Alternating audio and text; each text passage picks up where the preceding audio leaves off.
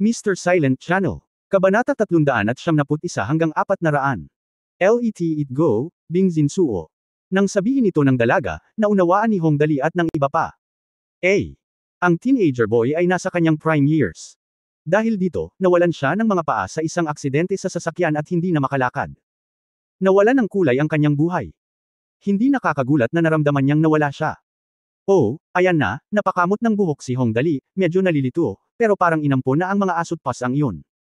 Kung gusto mong makuha ulit sila, malamang kailangan mong maghintay ng ilang sandali. Medyo nasa dilema talaga siya. Hindi naman niya maibabalik ang mga pusa at aso na inampon, di ba? Dali, kung gayon dapat kang gumawa ng paraan upang matulungan siya. Sabi ni Tang Moxon na may pag-aalala, tingnan mo siya, nakaupo lang doon na nakayuko at tahimik, mukhang nakakaawa siya. Paano kung ibibigay ko sa kanya ang maliit na pusa? Nang sabihin niya ito, mabilis siyang pinigilan ni Hong Dali, mas mabuting magpaalam na. Sapat na ang panlulumo niya. Kung bibigyan mo siya ng maliit na pusa, kailangan mong bantayan ng parehong tao araw-araw, na magdadagdag lamang ng gatong sa apoy. Walang kwenta ang sinabi niya. Mali iyon, ang batang lalaki ay may kapansanan na, at kung siya ay nagpalaki ng isang may kapansanan na pusa, siya ay magkakatitigan sa bawat isa araw-araw, at ang kanyang kalooban ay lalala. Ano ang dapat nating gawin? Nag-aalalang tanong ni Tang Moxon. Maghintay habang nag-iisip ako ng solusyon. Itinuon ni Hong Dali ang kanyang atensyon sa maliit na bata sa oras na ito. Walang makikita sa damit niya, pero halatang singkit siya. Manipis ang kanyang mga braso na masasabing payat at buto, at medyo mapatla ang kanyang mukha, na parabang matagal na siyang malnourished. Hindi siya madalas kumain ng marami. Tanong ni Hong Dali. Bueno, mula noong pangyayaring yun, ang aking kapatid ay hindi kailanman ngumiti. Nang banggitin niya ang malungkot na pangyayari, ang batang babae ay napaluha. Ang kabuuang dami ng pagkain na kinakain natin araw-araw ay isang maliit na mangkok lamang. Ang tanong napakaseryoso. Sa wakas ay naunawaan ni Hong Dali kung bakit lumapit sa kanya ang babae. Masasabing ang agwat sa mga kondisyon sa pagitan ng dalawang partido ay maihahambing sa pagitan ng Mariana Trench at Mount Everest. Sa mga normal na panahon, kahit nabigyan pa ng isang dosenang lakas ng loob ang dalaga, hindi siya mangangahas na humingi ng tulong kay Hong Dali. Pagkatapos ng lahat, maraming mga tao sa subconsciously ay hindi nais na makipag-usap sa mga tao na masyadong naiiba mula sa kanilang sarili. Ngunit alang-alang sa kanyang nakababatang kapatid, kinailangan ng dalaga na mag-ipon ng lakas ng loob. Isang maliit na mangkok ng kanin araw-araw, hindi bawat pagkain. Sa ganoong gana na may kasamang sobrang depressed mental state at matinding autism, hindi kailanman magdududa si Hong Dali na ang batang ito ay magpapakamatay sa pamamagitan ng pagtalon sa isang gusali bukas. Noon pa man ay may kasabihan na ang pagliligtas ng buhay ay mas mabuti kaysa sa pagtatayo ng 7 antas na pagoda. Kapag nakatagpo ng ganitong uri ng bagay, si Hong Dali ay natural na makakahanap ng paraan. Anong pangalan mo? Tanong ni Hong Dali sa mahinang boses, maaari mo bang sabihin sa akin? Biglang narinig ng maliit na bata ang tanong ni Hong Dali at napabalikwas siya sa wheelchair dahil sa gulat, hindi naglakas loob na tumingin. Si Hong Dali ay naging duwag sa loob ng mahabang panahon bago niya sinabi sa mahinang boses, ako. Ang pangalan ko ay Yulei Hui. Pagkasabi nito, ang kanyang ulo ay bumaba sa ibaba. Nang makita ang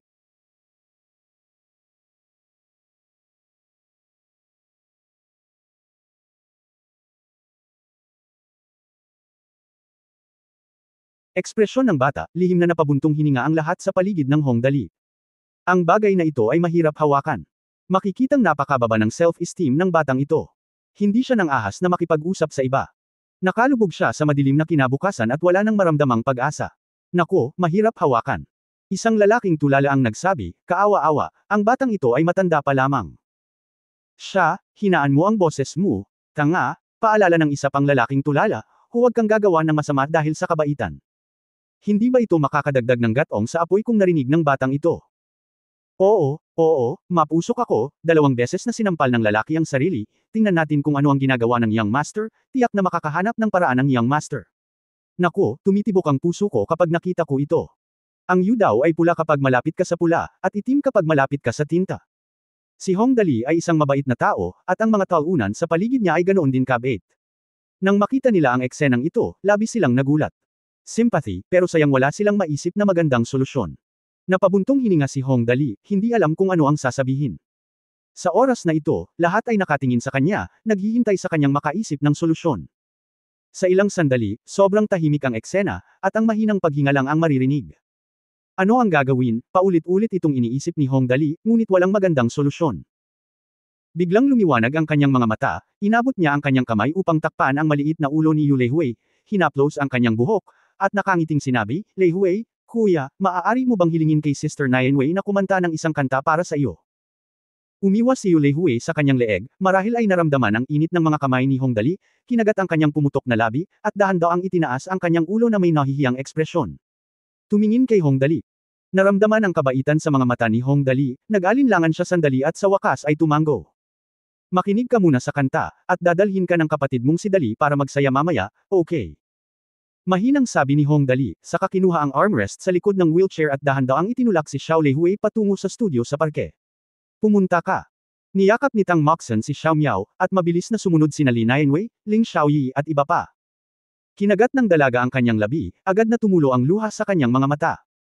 Sinasabing si Hong Dali ay isang sobrang aliberga, ngunit ang alibughang ito ay tila medyo naiiba sa mga ordinaryong dudes. Hindi nagtagal ay nakarating na sila sa studio sa park. Kinuha ni Hong Dali ang mikropono at sinubukan muna ang kanyang boses, hey, naririnig mo ba? May tunog ba? Sinubukan niyang i-record ang mikropono, at saglit, narinig ang kanyang boses sa buong parke, oy, may tunog ba? Narinig niya ang boses ni Hong Dali. Naging tahimik. Pagkatapos ng maikling katahimikan, nagsimulang magbulungan ang mga tao, boses ni Master Dali. Sinusubukan ba niya ang mikropono? Ano ang nangyayari? Hindi ko alam, may bagong magandang programa ba? Posible. Palaging may magagandang ideya si Master Dali. Mukhang hindi naman. Ayon sa pinakahuling mapagkakatiwalaang balita, tila may isang kapatid na babae na pumunta kay Master Dali kasama ang kanyang kapatid na may kapansanan. Ang kapatid na may kapansanan daw ay may malubhang autism. Fake ba ito? Siya ay malubhang autistic. Kaya ba ni Master Dali? Hindi ko alam, hintayin na lang natin. Matapos marinig ang tungkol sa kapatid na may kapansanan, nagpahayag din ng awa at pakikiramay ang mga turista sa parke. Ngunit wala siyang magawa. Nakatayo ang dalaga sa labas ng broadcast room, nakikinig sa mga komento ng mga turista sa paligid niya. Bahagyang nanginginig ang kanyang katawan, at dalawang luha ang tumulo mula sa kanyang mga mata. Sa oras na ito, isang mainit na kamay ang ipinatong sa kanyang balikat, na isang nakakapanatag na pakiramdam. Ang batang babae ay nahihiyang itinaas ang kanyang ulo, at ito pala ay ang young master na si Dali na ngumiti ng napakabait. Ang mikropono ay gumagana ng mahusay, dapat walang problema. Binigyan siya ni Hong Dali ng isang nakapagpapatibay na tingin, let's cheer for Xiao Leshui. Kinagat ng babae ang kanyang labi at tumango, salamat, Master Dali. Sa sandaling ito, umalangaw-ngaw ang boses ni Li Nianwei mula sa mga tagapagsalita sa buong parke, minamahal na mga kaibigang turista, kumusta sa lahat, ako si Li Nianwei. Nang marinig ang boses ni Li Nianwei, ang lahat ng mga turista ay halatang natigilan saglit, at pagkatapos ay nabaliw. Cheered. Ito ang Diyosa na si Li Nianwei. Si Li Nianwei talaga ang nagsalita. Nako, naririnig ko talaga ang boses ng Diyosa dito. Ngayon ang tamang oras. Diyosa. Diyosa. Kakanta ba ang Diyosa?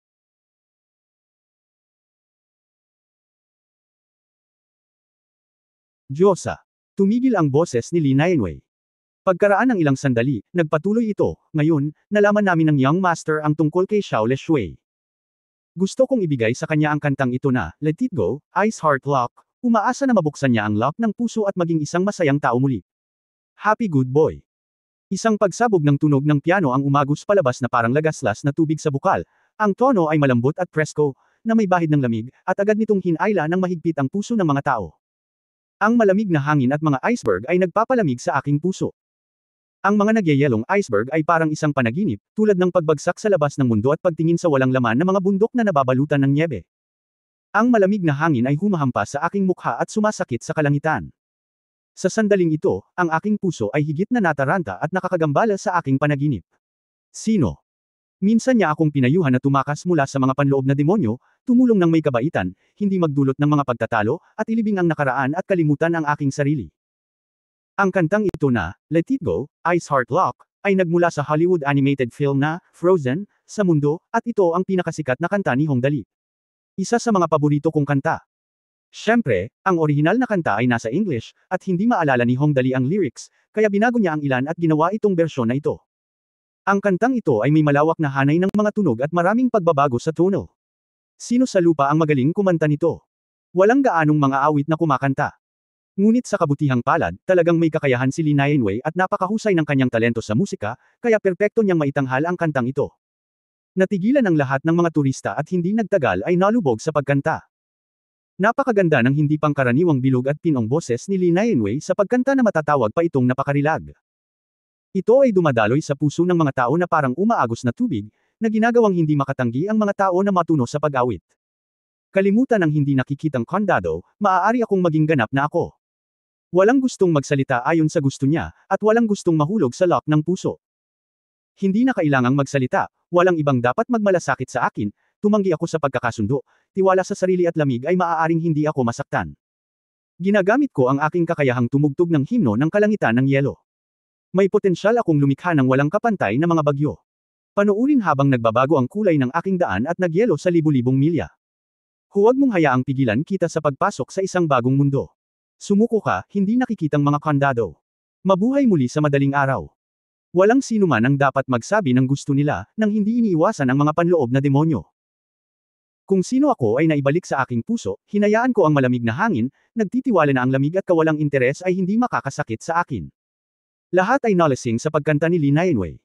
Parang isang eksena mula sa isang fairy tale ang bumungad sa iyong mga mata na parang panaginip.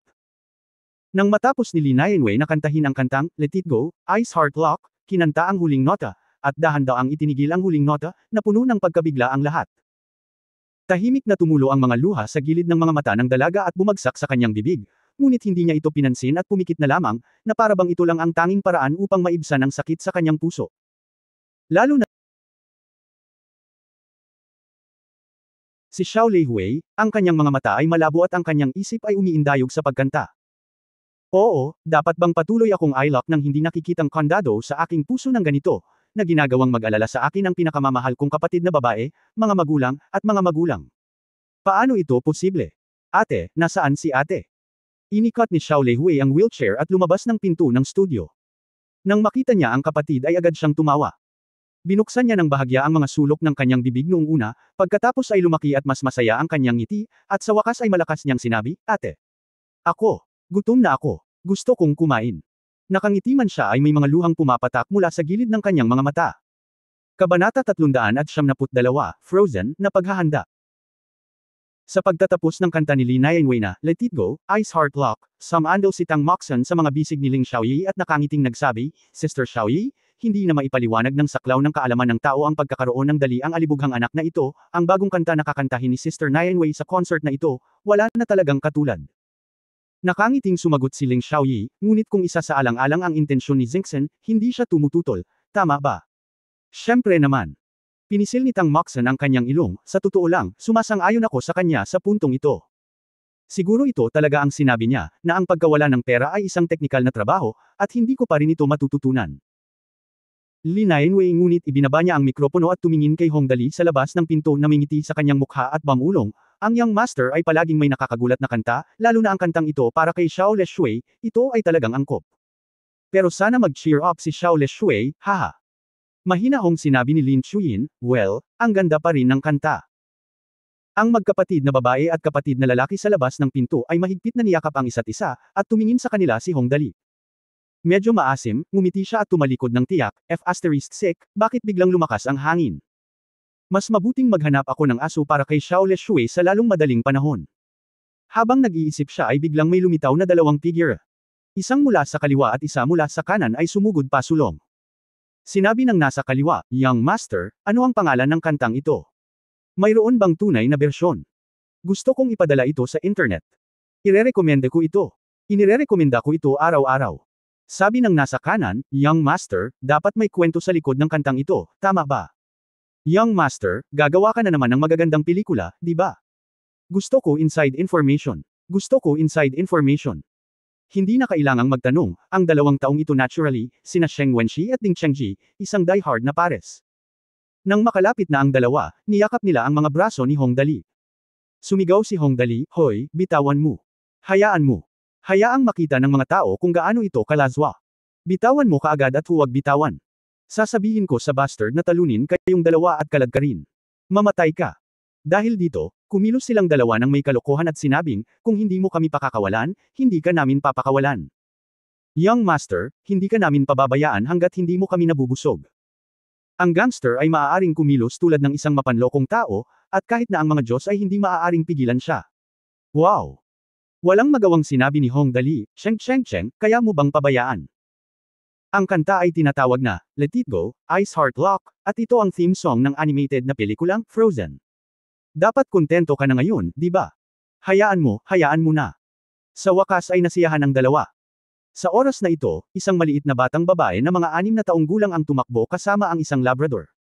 Nang makita niya si Hong Dali, hinailan niya ang sulok ng damit ni Hong Dali at sinabing, si Dali. Kapatid, ang pangalan ko ay Xiao Wenwen.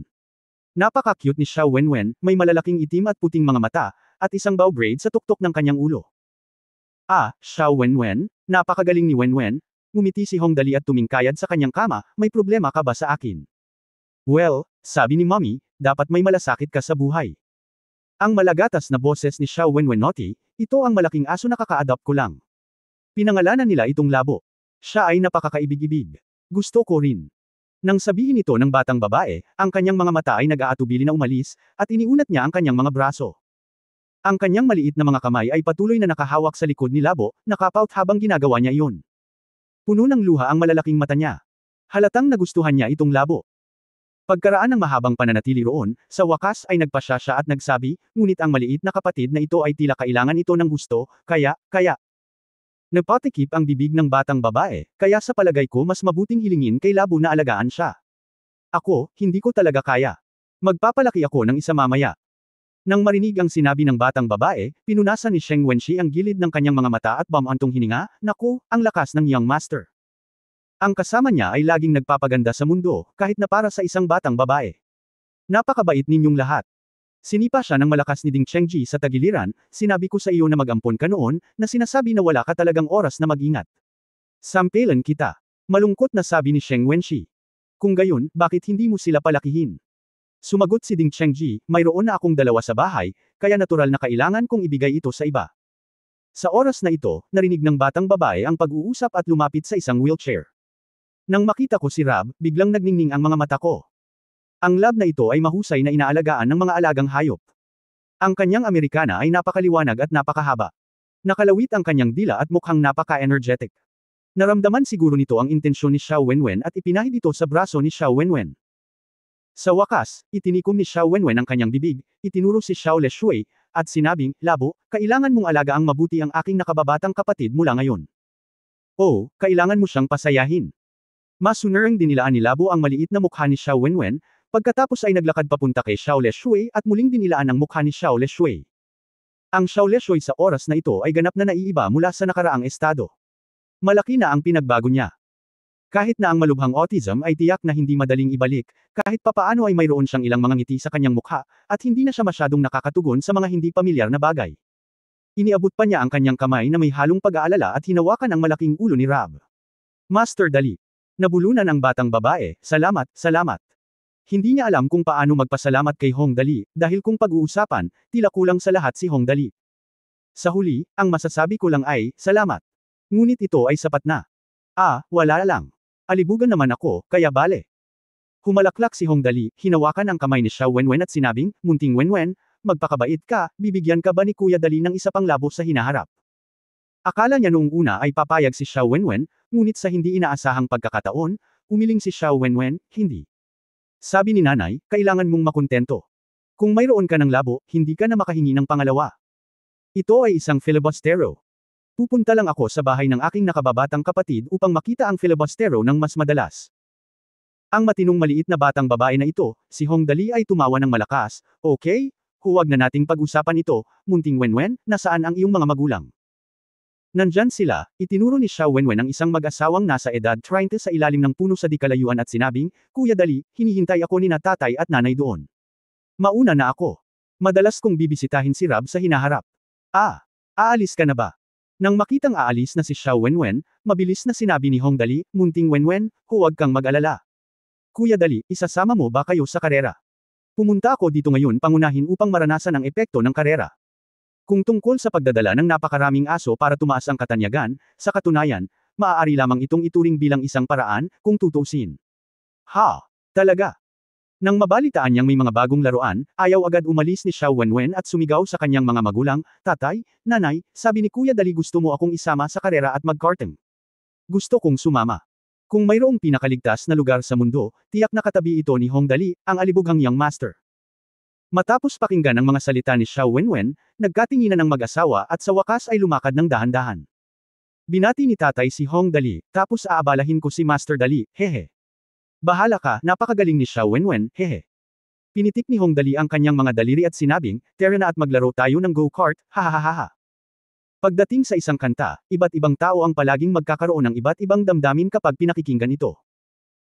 Ang orihinal na kahulugan ng kantang ito na, Let It Go, Ice Heart Lock, ay sa Disney movie na, Frozen. Ang Snow Queen ay nagtiis ng 20 taon upang itago ang kanyang mga kakayahan, ngunit sa huli ay nalantad siya dahil sa isang aksidente. Kaya't ang orihinal na liriko ay napakaatubiling at nag-aalangan noong una, ngunit pagkatapos ay tumigil na lamang sila sa pag-aalaga sa mga komento ng ibang tao at ginawa na lamang ang lahat ng gusto nila sa kanilang sariling mundo. Gayunpaman, si Hong Dali ay hindi masyadong mahusay sa Ingles, kaya maaari lamang niyang punan ang mga liriko ng Chino batay sa memorya ng isang bersyon ng Cantonese na narinig niya noon, kaya naging ganito. Sa kabaligtaran, ang lyrics na ito ay talagang mas angkop para sa sitwasyon ni Xiao Leihui basta't mananatiling matatag ka, buksan ang iyong puso, at matapang na haharapin ang mga paghihirap, balang araw ay makakamit mo ang tunay na kaligayahan. Sa ilalim ng isang malaking puno sa di kalayuan, tiningnan ng hepe si Hong Dali at ang mga tao sa paligid niya, marahang umiling, bumantong hininga, at sinabing, ang munting bastard na ito ay palaging nakakagulat sa mga tao. Nako, huwag na nating pag-usapan. Ang ganda talaga ng kantang ito. Kapag pinakinggan ko ito, bumukas ang mga butas sa buong katawan ko, at pakiramdam ko ay manhid ako mula ulo hanggang paa. Pagkaraan ng ilang sandali ay nagbuntong hininga, iniisip pa rin ng pinuno ang nakaraan. Ang boses ni Li Nianwei sa pagkanta.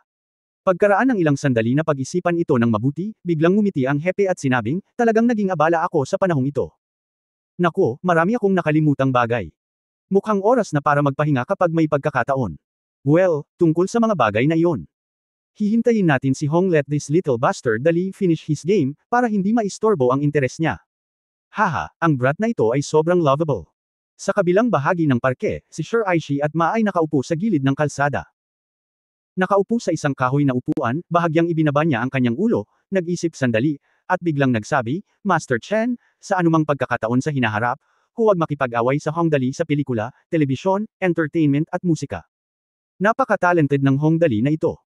Ang mga punong tagapayo ng Fengtian Zaibotso, Sir Aishi at Maneng, ay may napakataas na opinyon kay Hong Dali, na talagang nakakagulat. Ipinahayag ni Chen Yujin ang kanyang sorpresa, Mr. Shi, ganoon ba talaga kalakas si Hong Dali? Siya ay talagang may talento, aminado ako, at ang kantang ito ay talagang napakahusay, ngunit hindi ito makakakuha ng ganoong kataas na pagsusuri mula sa iyo, tama ba? Idiot boy, hindi mo ba pinakinggan ang lyrics? Mahinahong sinabi ni Sir Aishi Kazuma, mayroong 2 linya sa liriko na tulad nito, ginagamit ko ang aking kakayahan sa pagtugtog ng himno ng yelo at langit, at mayroon akong potensyal na nakatago sa akin upang lumikha ng walang kapantay na kanta. Mga problema. Panuurin ang aking lakad sa unahan na magbago at mag-freeze ng libu-libong milya. Huwag mo akong pigilan sa pagpasok sa isang bagong mundo. Kung wala nang iba pang mangyayari, ito ay isang pelikula, o isang pelikula, dapat itong mangyari, ito ay dapat na isang pelikula, o isang kanta. Tungkol sa yelo at nyebe, ang pangunahing tauhang babae ay isang taong may kakayahang kontrolin ang yelo at nyebe. Isang beses lang itong kinanta ni Li Nianwei, ngunit naalala ito ni Sir Aishi at Ma at nasuri ito. Napakarami dyan, talagang nakakabilib. Ito, pag-isipan mong mabuti, totoo. Agad na tumanggaw si Chen Yujin bilang pagsang-ayon, talagang bibigyan ko ito ng pansin sa hinaharap. Pagkasabi niya nito bigla na naman siyang ngumiti, mukhang may magandang palabas sa Hollywood, haha. Kabanata 373 Kart Racing.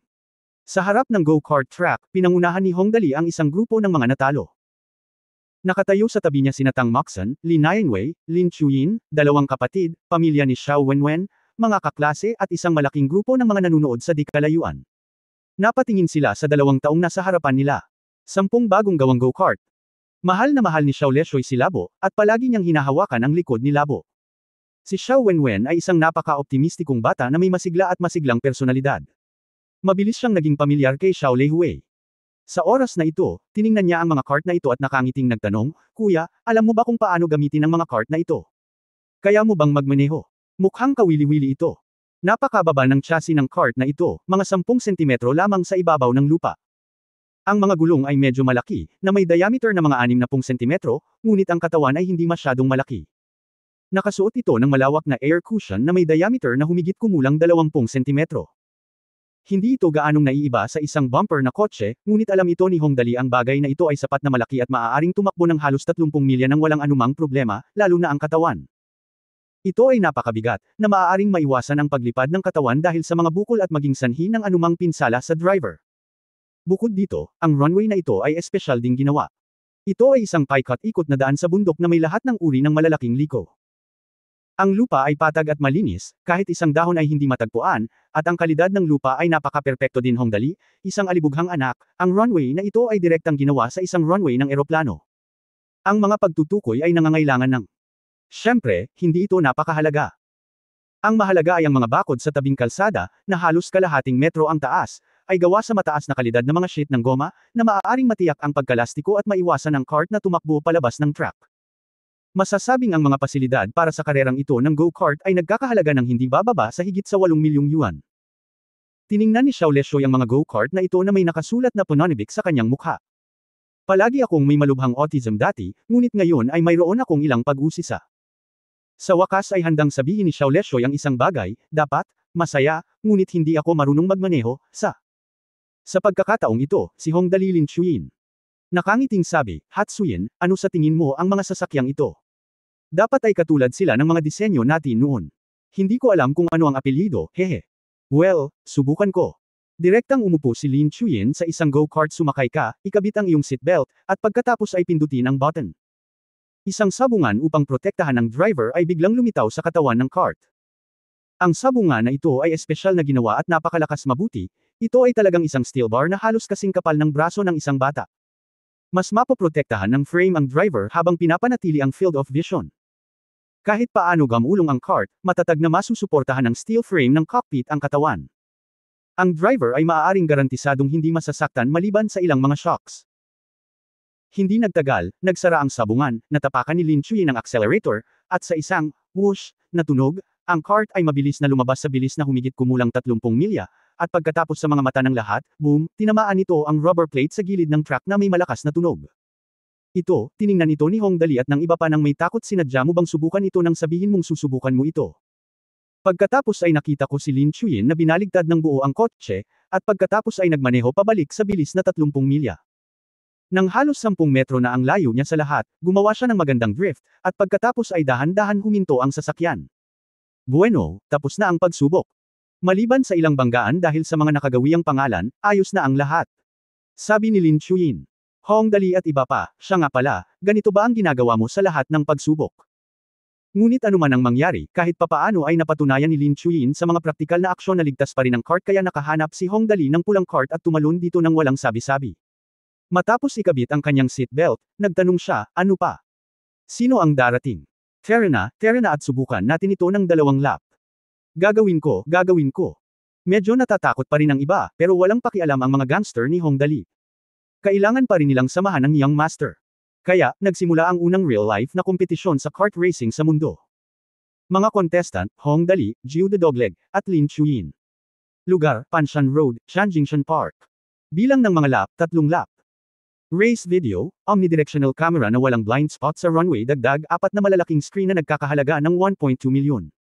Hindi nagtagal ay nakahanda na ang mga kalahok, at ang mga nakapaligid na nanonood ay nasa lugar na.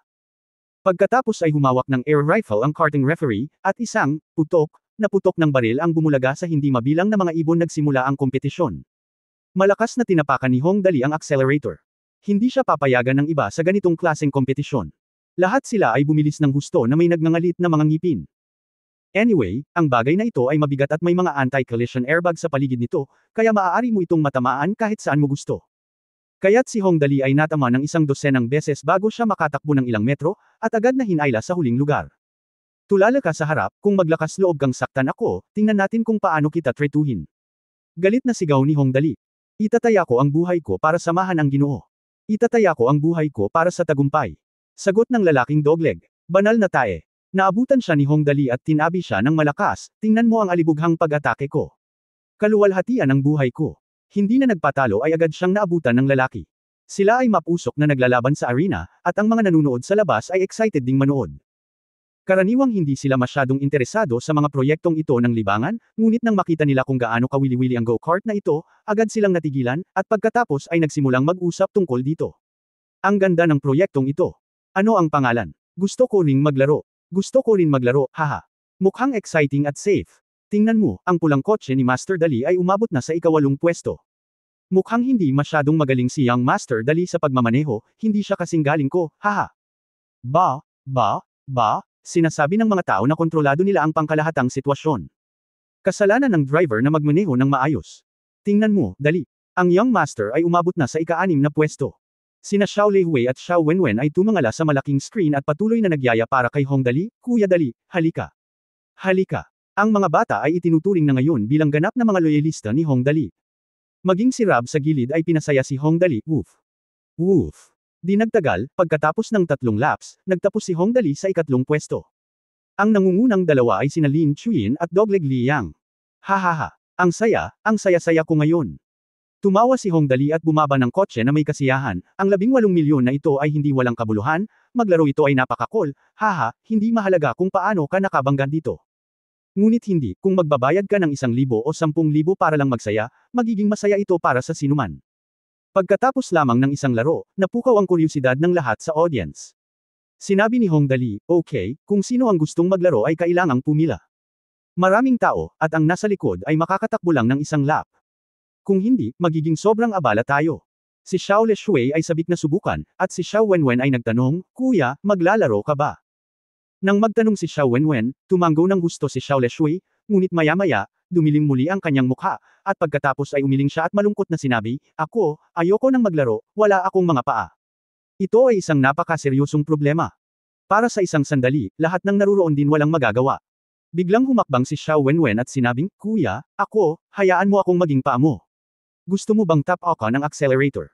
Tatapakan ko ang accelerator para sa iyo. Hinihiling sa isang 6 na taong gulang na bata na tap-akan ang accelerator, isang 10 taong gulang na bata ang tumapak sa accelerator. Okay lang ba sa mga bata na magmaneho? Nagkatinginan ang lahat, ngunit mas mabilis pa rin si Hong Dali at nakangiting nagsabi, tama, pabagalin natin ang takbo ng lahat. This time is not a competition, just have fun. Para hindi masaktan ng mga bata. Nang sabihin niya ito, itinulak ng lahat ng nasa venue ang kanilang mga anak pasulong, Master Dali, bakit hindi na lang natin hayaan ang mga bata na maglaro nitong lap? Nagtakda ka lang ng speed limit para sa kotse. Oo, limitahan ang bilis sa 15 milya, na siyang bilis ng isang bisikleta. Ayon sa disenyo ng kotse, ito ay ganap na ligtas. Ito ay talagang isang magandang ideya. Tinanong ni Hong Dali si Lin Chuyin, maaari mo bang limitahan ang bilis ng sasakyan? Okay. Tumanggo si Lin Chuyin, isinasaalang-alang ito ng disenyo, kaya mayroon itong function na ito. Mabuti naman. Matapos iset ni Lin Chuyin ang sasakyan, huminga ng malalim si Hong Dali, ahaha. Haha. Pagkatapos, magsimula na tayo. Walang ingat na tumutugtog si Hong Dali, at naging viral ang kantang, Let It Go, Bing Zin Soo, nakakanta lang ni Li Nianwei. Una, maraming tao ang nag-post ng kanta sa internet sa pamamagitan ng pag-record. Hindi nagtagal, kinuha ni Sheng Wenxi, ang editor ng Kuj Music, ang opisyal na bersyon ng kanta at direktang inilagay ito sa promosyon ng musika ng Kuj. Pagkatapos ang bagay na ito ay naging malaki. Alas 12 ng tanghali sa araw na iyon, nagsimulang dumami ang bilang ng mga paggamit ng Kuj. Sa isang oras, ang bilang ng sabay-sabay na paggamit ay tumaas ng 16.7% na umabot sa 38.62 milyong beses. At mabilis pa rin itong lumalaki. Alas 2 ng hapon, umabot ng 2,678,714 na beses ang bayad na genuine download ng Let It Go, Ice Heart Lock, Kuj Music, at tumataas pa rin ito ng husto. Hindi mabilang na mga tagapakinig ang nanawagan sa Diyosa na si Li Nianwei na maglabas ng high-definition na live na video sa pag-awit, na nagsasabi na gaano man ito kamahal, kailangan pa rin niyang gawin ito i-download ang tunay na bersyon. Alas 4 ng hapon, nagsimulang tumugtog ang Let It Go, Bing Zin Soo, sa mga pangunahing shopping mall at shopping mall. Hindi mabilang na mga tao ang tumigil upang makinig. Ang pinakamalaking istasyon ng musika, ang Kuj Music, ay pansamantalang nagdagdag ng paksa ng musika para sa kantang ito, na sumakop sa 4% ng homepage ng site. Isang pahina. Sa alas 8 ng gabi, ang dalawang keyword na, Let It Go, at Bing Zin Soo, ay mabilis na pumasok sa nangungunang 5 ng Change Search Engine Ranking. Ang bilang ng mga post sa opisyal na forum ni Li Nianwei ay agad na tumaas ng 43%, na lahat ay naglalaman ng kantang ito. Kaugnay ng kanta. Hindi mabilang na mga tao ang nag-uusap tungkol sa mainit na eksena sa Changjingxian Park ngayon at sa kantang, Let It Go, Ice Heart Lock. Lalo na ang mga bata sa langit ay partikular na mahilig sa kantang ito. Nagtanong ang ilang mapanlikhang bata kung kakantahin ba ni Hatsune Tenyi ang kantang ito sa paparating na konsyerto, na mabilis na nakakuha ng suporta ng lahat. Siyempre, ito ay talagang dulo lamang ng malaking bato ng yelo, dahil ang tunay na nagbabagang balita ay nagsimula pa lamang. Kinaumagahan, Xinhai Weibo. Opisyal ng Kuj na si Sheng Wenxi, ayon sa pinakabago at pinakamakapangyarihang istatistika ng Kuj, ang mga pag-download ng Let It Go, Bingzin So U, sa high definition na kalidad ay umabot sa 9.85 milyong beses kagabi, at ang bilang ay tumataas pa rin. Ito. Pinatugtog ko ang kantang ito ng 12-dosenang beses sa bahay kagabi, at sa tuwing nakarinig ako ng maraming kakaibang damdamin. Ang saya na nagmula sa talampakan hanggang sa tuktok ng ulo ay talagang hindi malilimutan ng mga tao. Miss Wei, maaari mong hayaan akong marinig ang musika na diretso sa puso ng mga tao. Music Director ng Pangwei Film and Television, ang pinakabagong balita, ayon sa personal na kumpirmasyon ng Young Master, ang Let It Go, Ice Heart Lock, ay ang misteryosong pelikulang Frozen na kukunan na ng Young Master. Theme song of the movie. Hindi alam kung kailan ipapalabas ang pelikula, ngunit balak daw ng Young Master na hayaan si Miss Wei na gumanap bilang bida at kantahin ang kantang ito sa pelikula. Sana magustuhan ito ng mga fans. Ang aking pagkamausisa ay sumabog na, at isinakripisyo ko ang aking mga tuhod sa loob ng 1 taon. Ang senior musician na si Wang Bo ay nagsabi, napakaganda ng kantang ito. Hinahangaan ko ang husay ni Miss Wei sa pagkanta at ang masaganang emosyon na nilalaman ng kanta. Ako ay lubos na humanga. Ang tagumpay ni Miss Wei ay tiyak na hindi isang aksidente. Senior lyricist at composer na si Li Sheng, walang flaws ang kantang ito sa ilalim ng performance ni Miss Wei. Ngayon handa na rin akong kunan ito. Sobrang curious ako sa pelikulang Frozen. Isa pa, mas nahuhumaling ang 2 anak ko sa kantang ito. Kahit ang aking bunsong anak na babae ay sinimula na akong guluhin na bumili ng kagamitang pang-audio. Plano niyang takpan ito at ilagay sa Let Miss Wei makinig.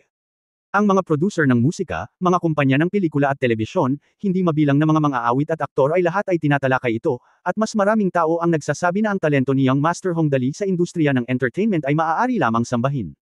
Sa loob ng ilang panahon, muling sumabog ang bilang ng mga tagasunod sa opisyal na post bar ng Chenji Young Master, mula sa dating 3 milyon ay naging 600,000 sa magdamag. Hindi mabilang na tao ang umaawit ng mga papuri sa kantang ito na, Let It Go, Ice Heart Lock, na diretso sa puso ng mga tao.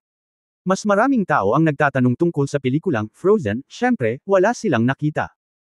Hindi mabilang na mga tao ang nagbago ng kanilang mga pangalan sa Let It Go at Bingzin Suo, at ang ilang mga eksperto ay bumulalas pa na si Hong Dali ay lumikha ng isa pang uri ng ang Ice Heart Lock phenomenon ay dahil ngayon sa kalye, maraming tao ang bumabati sa isa't isa sa unang pagtatanong, na-unlock mo na ba ngayon? Siyempre, kabaligtaran nitong pagbati sa pag-unlock, ang kantang ito ay nagdulot din ng isang kababalaghan, isa pang kakaibang kababalaghan. Hindi pa inaanunsyo ng Frozen ang pagsisimula ng paggawa ng pelikula. Mayroon na itong opisyal na forum, opisyal na Weibo, at opisyal na istasyon ng radyo. Hindi mabilang na mga mahilig sa pelikula ang gumugugol ng buong araw sa pakikipag-chat dito, para lang makuha ang pinakabagong balita. Syempre, wala rin akong nakita. Si Zhang Kai, ang presidente ng Kaiwei Film and Television, ay nakatanggap ng hindi mabilang na mga tawag sa mga araw na ito at sobrang abala. Kumusta, ako si Zhang Kai. Paumanhin, ngunit ang mga pelikulang ginawa ng aming mga batang bida ay tumatanggi sa anumang paglalagay ng advertising.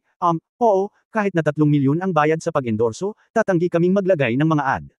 Kumusta, ako si Zhang Kai. Paumanhin, hindi kami makakapaglagay ng anumang mga ad sa pelikulang ito. Laging ganito ang kaso sa mga pelikula ni Young Master. Oo. Ang Saint of the Goddess ay malapit na sa huling yugto nito, ngunit walang paglalagay ng advertising. Don't say 2 million, wala tayong magagawa sa 20 million. The Young Master usually hates too many advertisements in movies and TV series, so. Well, I can only regret it. Okay, thank you for your understanding. Sir, mangyaring isaalang-alang ang tono ng iyong mga salita. Ang ating Young Master ay mukhang hindi kapos sa pera, kaya sa kasamaang palad, ang iyong mga numero ay hindi maaaring matakot sa akin. Column. Sana magkaroon ako ng pagkakataon. At huwag nang makipagtulungan. Si Zhang Kai ay ganap na naiiba ngayon kaysa dati. Matagal na niyang kasama ang Young Master at wala pa siyang nakikitang malalaking eksena. Gumastos lang siya ng 8 milyon para sa paglalagay ng advertising. Hindi ko na napapansin. Ang pinakamahalagang bagay ay upang masiyahan ang Young Master. Hindi tulad ni Zhang Kai, na tumatanggap ng 180 tawag sa isang araw, si Hong Dali ay desperadong nagpapaypay sa kanyang mga damit sa oras na ito, napakainit ng panahon na ito. Kung hindi ka magsasaya ng ganito, paano ako lalabas? Ngayon ay Agosto, ang mga araw ng aso ng tag-araw. Kahit naka-on ang aircon sa kwarto, napakainit pa rin. Kung tutusin, nakakapagpalamig lang ang aircon pero hindi nito kayang harangin ang nagliliyab na araw sa kalangitan. Dahil dito, walang magawa si Hong Dali. Paglabas alam mo, ang mga tao ay maaaring gumalaw, ngunit ang air conditioner ay hindi maaaring dalhin saan man nila gusto. Kaya't labis na nanlumo si Hong Dali at sumigaw, sino ang makakagawa ng anuman upang lumamig ang panahon. Patuloy itong umiinit. Hindi ako makakaligtas ngayong bakasyon sa tag-araw. Gusto kong lumabas. Gusto kong gumastos ng pera. Ngunit ano ang magagawa ng sinuman sa harap ng kapangyarihan ng araw? Ang bawat isa ay umiling ng mapagpasyang, maging ang paboritong ari ni Hong Dali na si Li Nianwei ay hindi makahiga, ito ay pawisan, malagkit at hindi komportable. Mabuti sana kung umuulan. Hindi rin komportable si Tang Moxon sa init. Ang lamig kapag naka-air condition, ngunit nang hindi ito nakabukas ay parang nanlalagkit ang buong katawan niya at lalong hindi komportable. Lalo na kapag lumabas siya, madali siyang sipon at nilalamig. Malamig na init o ano. Kaya ang pinakamahusay na solusyon sa oras na ito ay magkaroon ng ilang ulan. Kahit hindi umulan, maulap. Ngunit ang kasabihang ito ay hindi sinasadya, at ang nakikinig ay may intensyon. Nang marinig ni Hong Dali ang mga salita ni Tang Moxon, agad siyang nagkaroon ng solusyon. Hoy, Zengson, mayroon ako, ha. May solusyon. Sa wakas ay mayroon akong solusyon, wow ha. Hong. Tawa ng tawa si Dali, pero nataranta ang mga tao sa paligid niya. Nagtanong si Tang Moxon, Dali, ano ang maaari mong gawin? Ano ang maaari mong gawin para umulan? Ha. Nakaisip ako ng magandang ideya. Humalaklak si Hong Dali, kung hindi hahayaan ng Diyos na umulan, maaari tayong gumawa ng artificial na ulan. Ha! Natigilan si Tang Moxon. Okay ka lang ba? Nagpaplano ka bang gumawa ng artificial rainfall dahil lang sa mainit? Oh my God, ito ang unang beses na narinig kong artificial rainfall ang ginagamit para dito. Oo. Walang kahihiyang inamin ni Hong Dali, syempre ito ay isang magandang panahon para sa artificial na pag-ulan, kung hindi, kailan ito magiging artificial na pag-ulan? Napakataas ng gastos. Galit na sinabi ni Tang Moxon, alam mo ba kung magkano ang halaga nito? Bakit ko gagawin kung hindi naman mahal? Nagtataka na tanong ni Hong Dali, mahal lang kasi. Binuhat niya si Tang Moxon at tumakbo, tara na. Hanapin natin si Hatsune at magtanong. Kasabay nito, isa pang sulok ng internet. Paglilibot. Ngayon ang araw kung kailan magbubukas ang bagong henerasyon ng sikat na laro sa internet, Wandering Sword, para sa pampublikong pagsubok. Sa oras na ito, may 2 oras pa bago ang pampublikong beta ng Spirit Sword. Ito ay medyo sikat noon sa opisyal na forum ng Play Together, ngunit ngayon ang kasikatan nito ay umabot na sa hindi maisip na rurok. Ngayon, 193,451, kahapon, 612,355, mga post, 443,334,231, mga miyembro, 532, asterisk 244. Sa isang araw lang, halos 200,000 bagong miyembro ang nadagdag. At sa lugar ng Spirit Sword, ang bilang ng mga post noong araw na iyon ay umabot na sa 125,874 na mga post. Nalampasan ang 107,858 na mga post ng pinakasikat na kontinente ng wikang Dragon sa laro. Pagkatapos ng hype ni Sir Aishi at Kazuma, ang larong ito ay nalampasan ang Dragon Language Continent sa mga tuntunin ng kasikatan at naging bagong henerasyong hari ng kasikatan ng laro sa kaharian ng langit. Hanggat may kasikatan at manlalaro, ang larong ito ay magiging mas at mas sikat. Ito ay lumalaki na parang snowball. Sa oras na ito, ang mga nilalaman ng mga post sa ibang mga seksyon ng laro ay halos lahat ay nauugnay sa Spirit Sword. Nakakaloka, ilalagay na sa pampublikong beta ang Spirit Sword.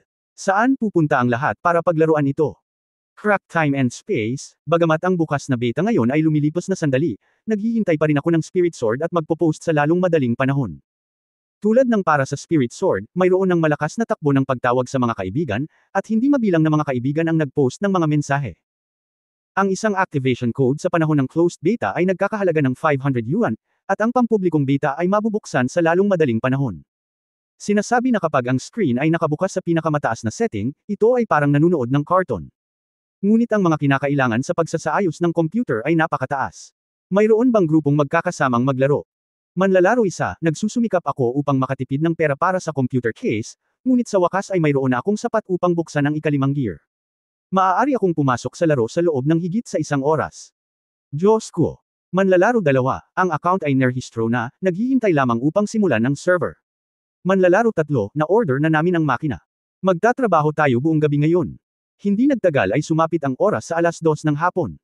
Matapos maabot ang panahong ito na sabik na hinihintay ng maraming manlalaro, inilunsad ang server ng Spirit Sword Game. Sa isang iglap lang, ang kasikatan ay itinulak sa rurok nito. Matapos mabuksan ang server, napakaraming manlalaro ang nag-login, na naging sanhi ng pag-crash ng server ng ilang sandali, at maging ang opisyal ay hindi ito ma-access ng normal. Di nagtagal, pagkatapos matanggap ang pag-aproba ni Kazuma Shiraishi, ang bilang ng mga server ay nadagdagan mula sa orihinal na inaasahang 22 hanggang 12 sa loob ng isang oras, at sa wakas ang pagdagsa ng mga manlalaro ay maaaring matugunan. Sa ganitong paraan, tumaas ang bilang ng mga taong nakapila. Ang bawat server ay mayroon ding daan-daang tao. Pagsapit ng alas 4 ng hapon, sa pagdagsa ng mga manlalaro na nagmumula sa trabaho, ang bilang ng mga taong sabay na online ay patuloy na tumataas. Upang maiwasang ma-overload ang server, 8 server ang pansamantalang inilipat. Sa oras na ito, sa unang araw ng Spirit Sword Public Beta, kabuuang 40 server ang nabuksan. Dahil ang bawat server ay kayang tumanggap ng hanggang 10,000 katao, ang buong kapasidad ng lahat ng 40 server ay nangangahulugan na ang bilang ng mga taong online sa parehong oras para sa larong ito ay umabot sa 400,000 marka. Ang sumasabog na kasikatan na ito ay sapat na upang itulak ang larong Spirit Sword sa tugatog ng kasaysayan ng makalangit na mga laro. Kahit na ang pinakasikat na Dragon Language Continent ay malayo. Sa mga pangunahing site ng laro, lumilipad sa buong kalangitan ang balita tungkol sa Spirit Sword. Ang Spirit Sword ay napakapopular, at ang pampublikong beta ay lumampas sa 400,000 katao sa online ng sabay-sabay. Ayon sa pinakahuling ulat mula sa Easy Game Channel, ang 40 server ng Spirit Sword ay fully booked na ngayon, at mayroong hindi mabilang na mga manlalaro na nakapila. Opisyal na ulat ng Xinhai Weibo, ang Spirit Sword ay napakapopular na nalampasan nito ang Dragon Language Continent at naging bagong darling ng Paradise Travel. Maghintay, maghintay. Kabanata 375, ang pag-unlad ng teknolohiya, mga karagdagang update na May 3150 buwan ng ticket. Tianjin City, Mengzin Network. Tiningnan ni Liu Mengzin ang data na ipinapakita sa screen ng computer at huminga ng malalim. Spirit Sword, ang kasikatan ng larong ito ay lumampas sa kanyang inaasahan. Sa una, ang kanyang pagsusuri sa Spirit Sword ay sapat na, at ang kanyang tinatayang kasikatan para sa pampublikong beta ng Spirit Sword ay nasa antas na ng 200,000 katao sa online ng sabay-sabay. Sa kasamaang palad, minamaliit pa rin niya ang performance ng kalaban. 400,000 tao ang sabay na online.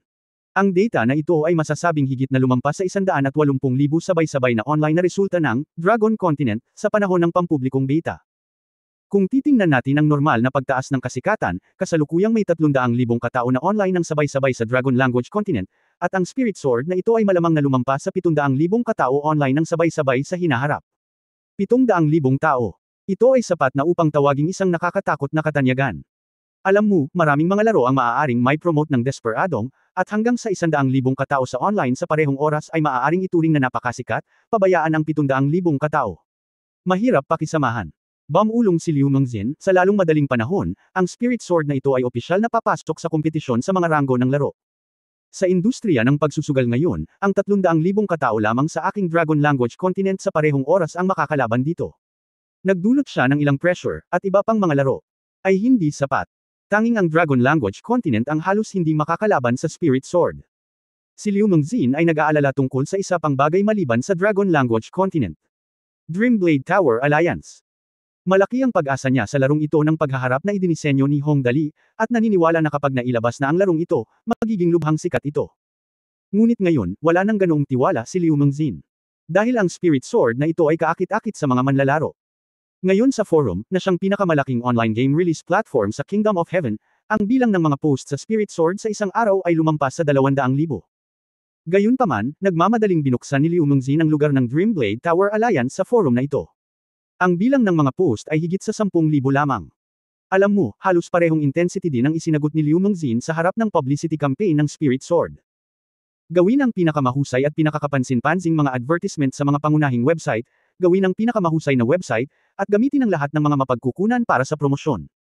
Sa kasamaang palad, dahil may espiritual na espada sa harap, ang tugon ay katamtaman. Magtiyaga sa loob ng 2 araw, kung hindi ito gagana. Huminga ng malalim si Liu Mengzin, makikita lang natin kung anong magagandang ideya mayroon si Master Dali.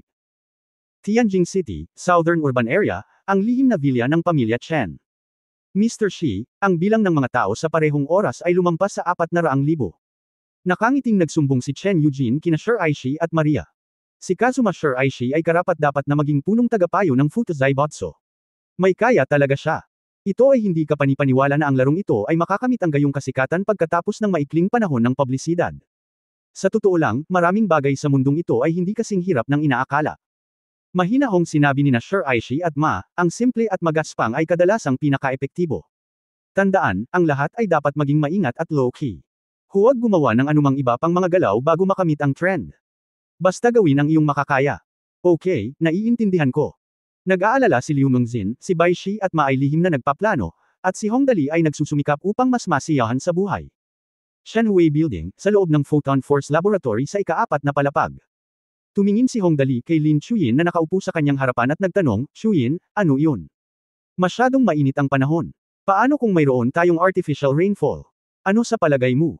Si Tang Moxon, na sumusunod sa kanya, ay labis ding naantig. Napabuntong hininga, napagtanto niya na ang Hong Dali na ito ay ganap na wala sa kanyang lalim. Dahil lang sa mainit ang panahon, kailangan ng artificial na pagulan. Hindi naman sa hindi ko naiintindihan, dahil masyadong mabilis ang pagbabago ng mundo. Well, nag-isip sandali si Lin Chuyin at tumango, sa teoryang posible, ngunit ang mga materyales ay tila hindi sapat sa ngayon. Pwede talaga. Nanlaki ang mga mata ni Hong Dali at nag-aalalang sinabi, anuman ang kailangan mo, hihilingin ko sa isang tao na ihanda ito ngayon din. Sa totoo lang, hindi naman mahirap ang artificial na pagulan, muling binanggit ni Lin Chuyin ang paksa. Ang mga ulap ay nabubuo sa pamamagitan ng paghalay ng singaw ng tubig, at ang kapal at taas ng mga ulap ay karaniwang tinutukoy ng dami ng singaw ng tubig sa ulap, ang bilang ng mga condensation nuclei, at ang temperatura sa ulap. Sa makatuwid, sa pangkalahatan, ang singaw ng tubig ay hindi madaling maglagay ng pagkabuo sa ulap. Pagulan, at pagpapahusay ng artificial na ulan ay ang paraan upang sirain ang matatag na estado ng pandikit. Oo, marahas na tumango si Hong Dali, sa totoo lang, hindi natin kailangang magkaroon ng ulan, kailangan lang nating lumikha ng maulap na panahon. Sa tingin mo, posible ba ito? Sa katunayan, dahil masyadong mainit ang panahon, ang orihinal na layunin ni Hong Dali ay lumikha ng maulap na panahon. Hanggat natatakpan ng ulap ang araw, mabilis itong lalamog, iyon ang naisip niya. Siyempre, ang ideya ay simple, hindi mahirap gawin ito, ang mahirap ay mag-invest. Sa kabutihang palad, si Hong Dali, isang sobrang alibughang, ay walang iba kundi maraming pera. Ang kanyang baon na pera ay kalkulado na ngayon sa daan-daang milyon, na nagpapalito sa kanya na palaging walang ideya tungkol sa mga numero. Well, maulap ang panahon, ibinaba ni Lin Chuyin ang kanyang ulo at nag-isip sandali, pagkatapos ay dahan-daang sinabi, upang lumikha ng maulap na panahon, kailangan mo lamang gumamit ng tuyong yelo. Dahil ang temperatura ng dry ice ay napakababa, ang sublimated low temperature na carbon dioxide na gas ay hahawakan sa hangin. Ay maaaring magpalapot ng singaw ng tubig sa hangin sa maliliit na patak ng tubig, kaya lumilitaw ang puting usok. Sa mga pagtatanghal sa entablado, kadalasang ginagamit ang tuyong yelo upang lumikha ng mga espesyal na epekto na parang ulap. Kung maulap, gumamit lamang ng malaking halaga ng tuyong yelo upang ipadala ito sa kalangitan. Posible ito sa loob ng takdang panahon. Si Tang Moxon sa gilid ay natulala. Ito, talagang pinaplano ni Hong Dali na gawin ito. Pagkatapos ay alam ni Tang Moxon na ang kanyang mga alalahanin ay ganap na hindi kailangan tiyak na gagawin ito ni Hong Dali.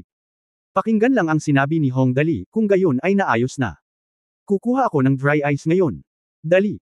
Mabangis na sinabi ni Tang Moxon, maniwala ka man o hindi, babaliin ko ang iyong mga binti. Kung hindi ka maniniwala, hindi magiging barbaric ang Zengsen ko, seryosong sabi ni Hong Dali, iyon na nga, Xiaoyi, paano iyon? Mangyaring makipag-ugnayan ka agad sa akin kung saan ako makakabili ng dry ice. Gusto ko ng marami. Marami nito. Ling Xiaoyi. Well, mukhang gusto talaga ng Young Master na lumikha ng mga ulap para maibsan ang init sa pagkakataong ito. Young Master, maingat na tanong ni Ling Xiaoyi, okay lang bumili ng dry ice, tanong. Paano natin maipapadala ang dry ice sa langit? Hindi ko talaga naisip ang tungkol dito, nag-isip sandali si Hong Dali at mabilis siyang sinampal, makipag-ugnayan sa pabrika ng laruan at tawagan sila. Gawan mo ako ng mas malalaking laruan ng eroplano. Pagkatapos ay makakakuha tayo ng switch ng radyo. Kapag ang eroplano ay dinala ang tuyong yelo sa kalangitan, hindi ba sapat na pindutin lamang ang switch at buksan ang takip ng tuyong yelo? Napaluha si Ling Xiaoyi. Noong una, gusto niyang iwaksi ang ideya ni Hong Dali, ngunit ngayon ay tila mas malaki ang ginastos ng pera. Kaya agad na naging abala ang lahat. Si Ling Xiaoyi ang may pananagutan sa pakikipag-ugnayan sa mga tagagawa ng dry ice, si Tang Moxon ang responsable sa pakikipag-ugnayan sa pabrika ng laruan, at si Hong Dali ang namamahala sa pangkalahatang sitwasyon. Umupo siya sa tabi ni Lin Chuyin ng napakasimple at nakangiting nagtanong, Chuyin, bakit hindi ka gumawa ng maliit na device? Ito ba ay isang bagay na maaaring magbukas ng takip sa pagpindot ng isang pindutan? Hindi kailanman tinanggihan ni Lin Chuyin ang kahilingan ni Hong Dali, at agad na tumango at sinabing okay. Nagsimula silang dalawa. Ang simpleng device na ito ay hindi mahirap gawin, at mabilis itong nagawa. Sa wakas ay naalala ni Hong Dali na magtanong ng higit pang negosyo, miscellaneous, kumusta ang pananaliksik sa endoskeleton armor? Ito ang makapagpapanumbalik ng mga front paws ng maliit na pusa sa normal. Bueno, ang kasalukuyang pagunlad ng isang iyon ay umabot sa 82%, at ito ay magiging handa para sa pagsubok na pag-install sa lalong madaling panahon. Mabagal na sinabi ni Lin Chuyin, ang teknikal na aspeto ay nalutas na, mayroon lamang ilang maliliit na detalye na kailangang pagbutihin. Well, not bad. Sabi ni Hong Dali na lubos na nasisiyahan, paano ang tungkol sa tumpak na teknolohiya sa pagkontrol ng boses? Napakahalaga nito. Ang kinabukasan ng pagmamanupaktura ng mga yaya ng robot ay nakasalalay dito. Paano ang tungkol sa tumpak na teknolohiya sa pagkontrol ng boses? Ang kasalukuyang pag-unlad ay 46% at aabutin ito ng halos 2 buwan. Si Lin Chuyin ay napakapamilyar sa proyektong kasalukuyan niyang sinasaliksik at may malalim na memorya, ang teknolohiyang ito ay may mahusay na mga prospect. Kasalukuyan akong hindi lamang nag-e-eksperimento dito. Bilang karagdagan sa teknolohiya, gumagawa din kami ng mga partikular na disenyo ng pagsasama. Talaga. Biglang natuwa si Hong Dali, ano na ang nabuo sa ngayon? Mahinahong sinabi ni Lin Chuyin, ito ang pangunahing aspeto na kasalukuyang sinasaliksik ko. Kung matagumpay na masaliksik ang sistemang ito ay katumbas ng pagkakaroon ng dagdag na bottler ng makina sa silid. Sa pagtatapos, hindi nakalimutan ng batang babae na idagdag, sa ganitong paraan ang aking silid ay dapat maging mas malinis. Sinabi ni Lin Chuyin nang walang pakialam, ngunit si Hong Dali ay nasa sabik nang marinig niya ito. Bottler ng makina. Ay hindi ito kahangahangang. Napakasaya, hindi ba? Ito ay mabuti, ito ay mabuti. Mabangis na tumanggo si Hong Dali, pagkatapos ay bubuuan natin ito sa hinaharap, at pagdating ng panahon, ilalagay natin silang lahat sa science fiction city. Wow hahaha. Ngayon, parang science fiction city na sa wakas. Habang nagsasalita siya, bumalik si Ling Xiaoyi at ngumiti kaagad pagpasok niya sa pinto. Young Master, ang tagagawa ng dry ice ay nakontak na. Hinihiling ko sa kanila na gawin ang lahat upang makagawa ng dry ice. Naniniwala ako na malapit na silang makagawa ng sapat na dry ice para magamit mo, Young Master. Yun lang. Ang tagagawa ng dry ice ay malamang na napakasaya tungkol sa artificial na maulap na panahon. Well, hindi masama. Palaging nagpahayag ng kasiyahan si Hong Dali sa bilis ng trabaho ni Ling Xiaoyi, sa sandaling dumating ang tuyong yelo, ang eroplano ay nasa lugar na. Pagkatapos ay pupunta tayo dito araw-araw. Oy, kahit saan tayo magpunta mula ngayon, susundan tayo ng maulap na kalangitan na ito. Nakaka-touch isipin. Pagkatapos, ilang sandali pa, bumalik din si Tang Moxon, nakapout pagkapasok niya sa pinto. Dali, nakipag-ugnayan na rin sa iyo ang pagawaan ng laruan. 300 remote control na sasakyang panghimpapawid ang ihahatid sa loob ng 3 araw. Lahat sila ay 1 metro ang diametro. Siguradong sapat na ang mga ito para dalhin ang tuyong yelong iyon sa langit. Sinabi niya ito na medyo ayaw pa rin. Dali, pwede bang itigil mo na ang pagkasira ng pamilya mo? Napakamahal ng artificial rainfall. Maingat na umiling si Hong Dali, hindi. Ang sumunod na 2 araw ay walang nangyari. Sa pangkalahatan, walang malaking nangyari sa mundo. Ibig sabihin, ang kasikatan ng Yulengjian ay naging mas sikat, na may higit sa 500,000 sabay-sabay na mga online na gumagamit. Malaking pagong nanatili akong tamad sa ilalim ng Fengyuan Lake upang tamasahin ang lamig ng hindi man lang gustong gumalaw. Parang apoy sa kalsada. Sinasabing ang mga itlog ay maaaring lutuin sa pamamagitan ng paglalagay nito sa takip ng manhole. Siyempre, mababaw ang mga ito, at ang bagyo sa dilim ay nagtitipon pa, at ito ay lumalala. May undercurrent. Kennedy. Hollywood. James, narinig mo na ba ang tungkol sa pinakabagong balita mula sa kaharian ng langit? Sa maliit na conference room, nakaupo sa sofa ang isang matandang nasa 60s, nakatingin kay James sa tabi niya, at nagtanong, Let It Go, Bingzin, Lock, daw ang theme song ng Frozen, na kukunan na ni Hong Dali. Ano sa palagay mo? Ang matanda ay napakasimple ang pananamit, na may kulay abong buhok, ngunit ang kanyang ekspresyon ay napakadali. Palagi niyang tinitingnan si James na may malabong ngiti sa labi. Ang matandang ito ay walang iba kundi si Joseph, isa sa mga miyembro ng Hollywood Roundtable at ang pinakamabait na tapat na tao sa Hollywood. Narinig ko na, Tito Joseph. Sumandal si James sa sofa habang nakapikit, tinapik ang armrest gamit ang kanyang mga daliri, at dahan-daang sinabing, ang himig ng kantang ito ay talagang napakaganda, at ang lyrics ay napakaarte. Lalo na Linayenway ang pagkanta ay walang kamali-mali. Sa totoo lang, kung ang kantang ito ay ang theme song ng Saint of the Goddess, I would be under a lot of this fort. I will be under a lot of this fort, I will be under a lot of this, F. Gawin mo ito. Huwag kang pabaya, anak ko, ngumiti si matandang Joseph at humigop ng kape at mahinahong sinabi, si Hong Dali, ang alibughang anak, ay palaging magaling manalo ng biglaan. Anumang gulo na gagawin niya ay hindi nakakagulat sa amin. Kailangan mong mag-ingat. Siya nga pala, kamusta ang paghahanda mo para sa pelikula? Nasa final editing stage na, malamig na kibot balikat ni James at nakangiting sinabi, pare-pareho lang ito pagkatapos magsuot ng salamin. Nakakatuwang makita ito ng sarili mong mga mata. At ang plot ay naproseso ng maayos. Naniniwala ako na magiging mataas ang attendance. Mabuti naman. Saglit na nag-isip si Old Joseph at biglang nagsabi, tama. Kamakailan lang, sinasabing nakipag-away si Hong Dali kay Wu Banguang, ang panganay na anak ng Feng Tian Zaibotsu ng Japan. Sa huli, nabigo si Wu Banguang at bumalik sa China. Direktang pinamunuan ni Hong Dali ang industriya ng nobela sa langit. Ngayon maraming mga nobela ang naisalin sa Ingles sa ating bansa. Sa huling Battle of the Century, si Hong Dali ang pinakamalaking nanalo. Ang bagay na ito ay hindi nalihim sa madaling araw, at natural na para sa matandang Joseph na malaman ang tungkol dito. Well, narinig ko na ang tungkol dito, at nabasa ko rin ang ilan sa mga isinalin na libro. Talagang kakaiba ang plot. Nang banggitin ang bagay na ito, natawa si James at sinabing, "In fact, it is precisely because of those I made reference to some of the plots in the book and improved it on my movie, The Age of Magic." Ngayon mas swabe na ang plot ng movie ko. Kapag nanalo kami, kung alam ito ni Hong Dali. Hindi ko alam kung ano ang iisipin niya sa bagay na ito, haha. Huwag kang madadala, anak ko, nakangiting sabi ni matandang Joseph, sumangguni sa balangkas ng kanyang nobela, magandang malaman ang tungkol sa bagay na ito, ngunit huwag mong sabihin. Buong pagmamalaking sabi ni James, sinasabi ko lang sa iyo, Tio Joseph. Sa katunayan, ang mga plot na iyon ay hindi masyadong mahalata, ngunit maaari silang magkaroon ng malaking papel sa pag-ikot ng balangkas. Kahit alam niya, hindi niya ako pwedeng aidmanda. Mabuti naman. Nagtanong ang matandang Joseph, gaano katagal bago ito mailabas? Matatapos ang post-production sa loob ng 10 araw, sagot ni James.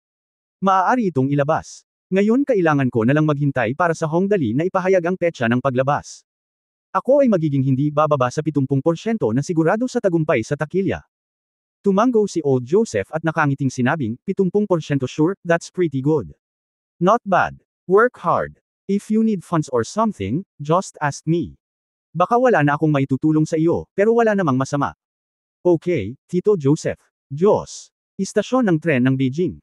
Ang anunsyo ng tagapangasiwa ay tumunog, ang tren mula Guangzhou hanggang Tianjin ay dumating na sa istasyon. Pakisuri ng mga pasahero ang iyong mga gamit at maghanda na bumaba. Hindi nagtagal, isang malaking bilang ng mga tao ang nagsimulang umalis sa istasyon. Pagkaraan ng ilang sandali, mga isa sa ilang minuto lagpas hating gabi, isang maikli ang buhok na batang babae ang lumabas ng istasyon na masayang may dalang backpack sa kanyang likod. Ang batang babae ay napakaganda, o sa halip ay Miss Lan, na may maikling itim na buhok na nakasabit hanggang sa kanyang leeg, nakakapreskong at masigla. Ang isang pares ng matingkad na malalaking mata ay kumikinang at puno ng enerhiya.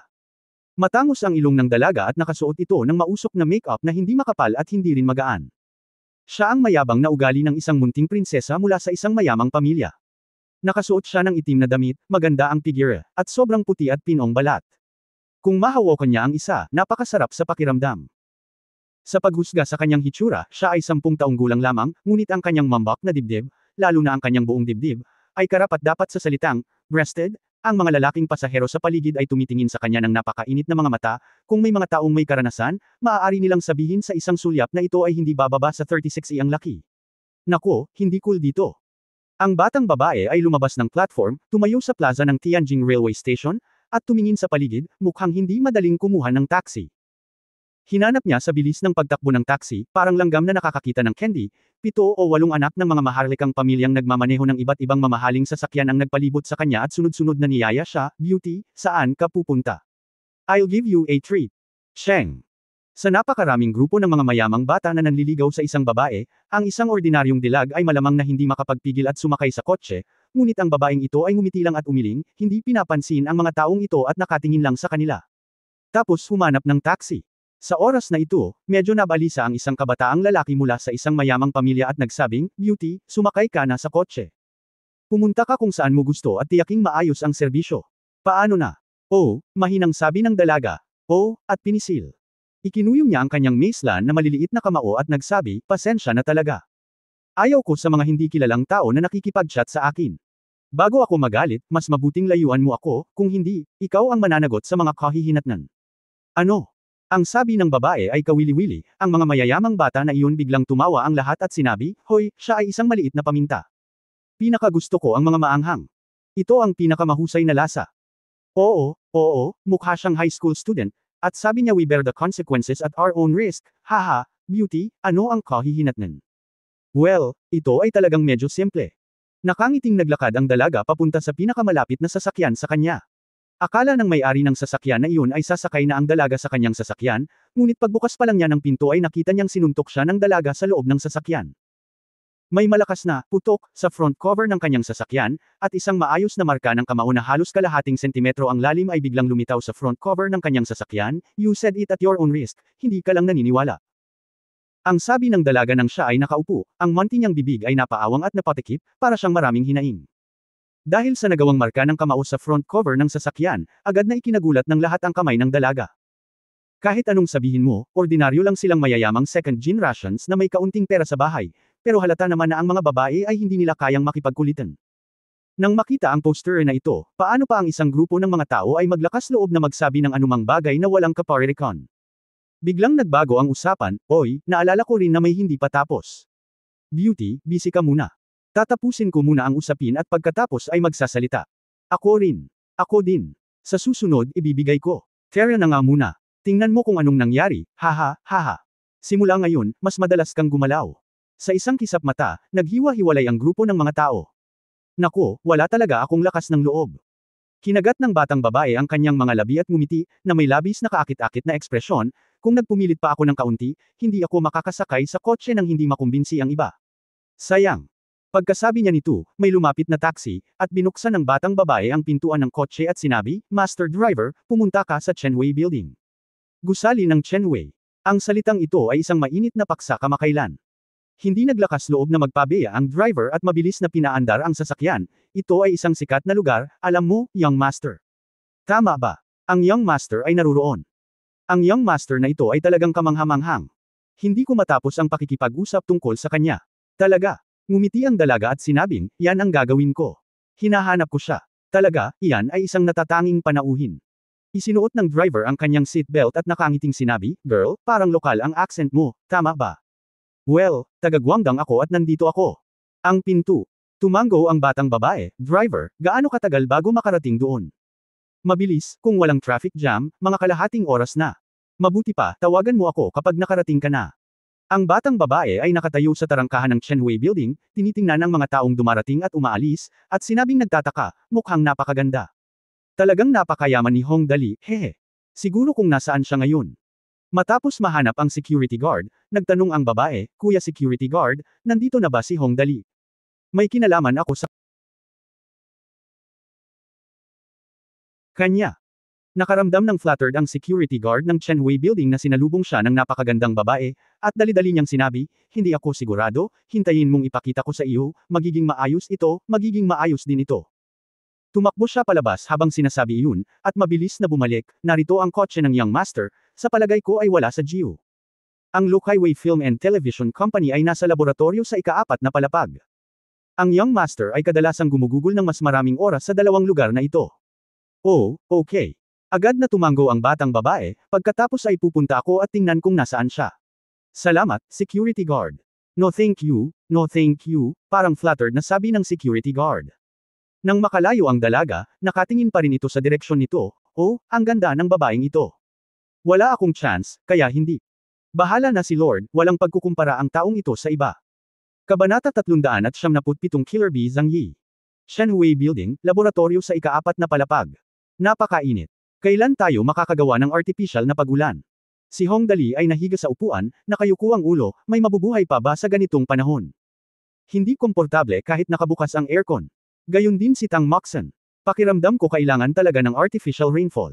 Ang araw sa labas ay hindi gaanong nakakalason. Naiirita ang mga mata ko kapag nakikita ko ito.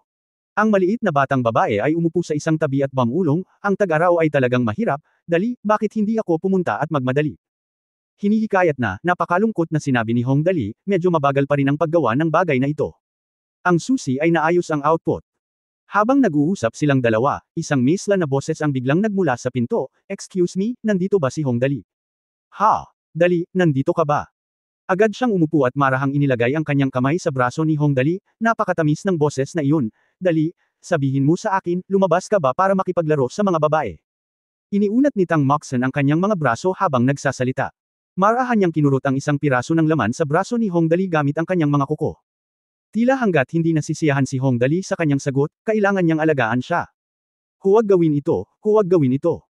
Si Hong Dali ay natakot, at pagkatapos ay tumingin sa direksyon ng pintuan ng laboratorio, sino ang pupunta dito upang hanapin ako?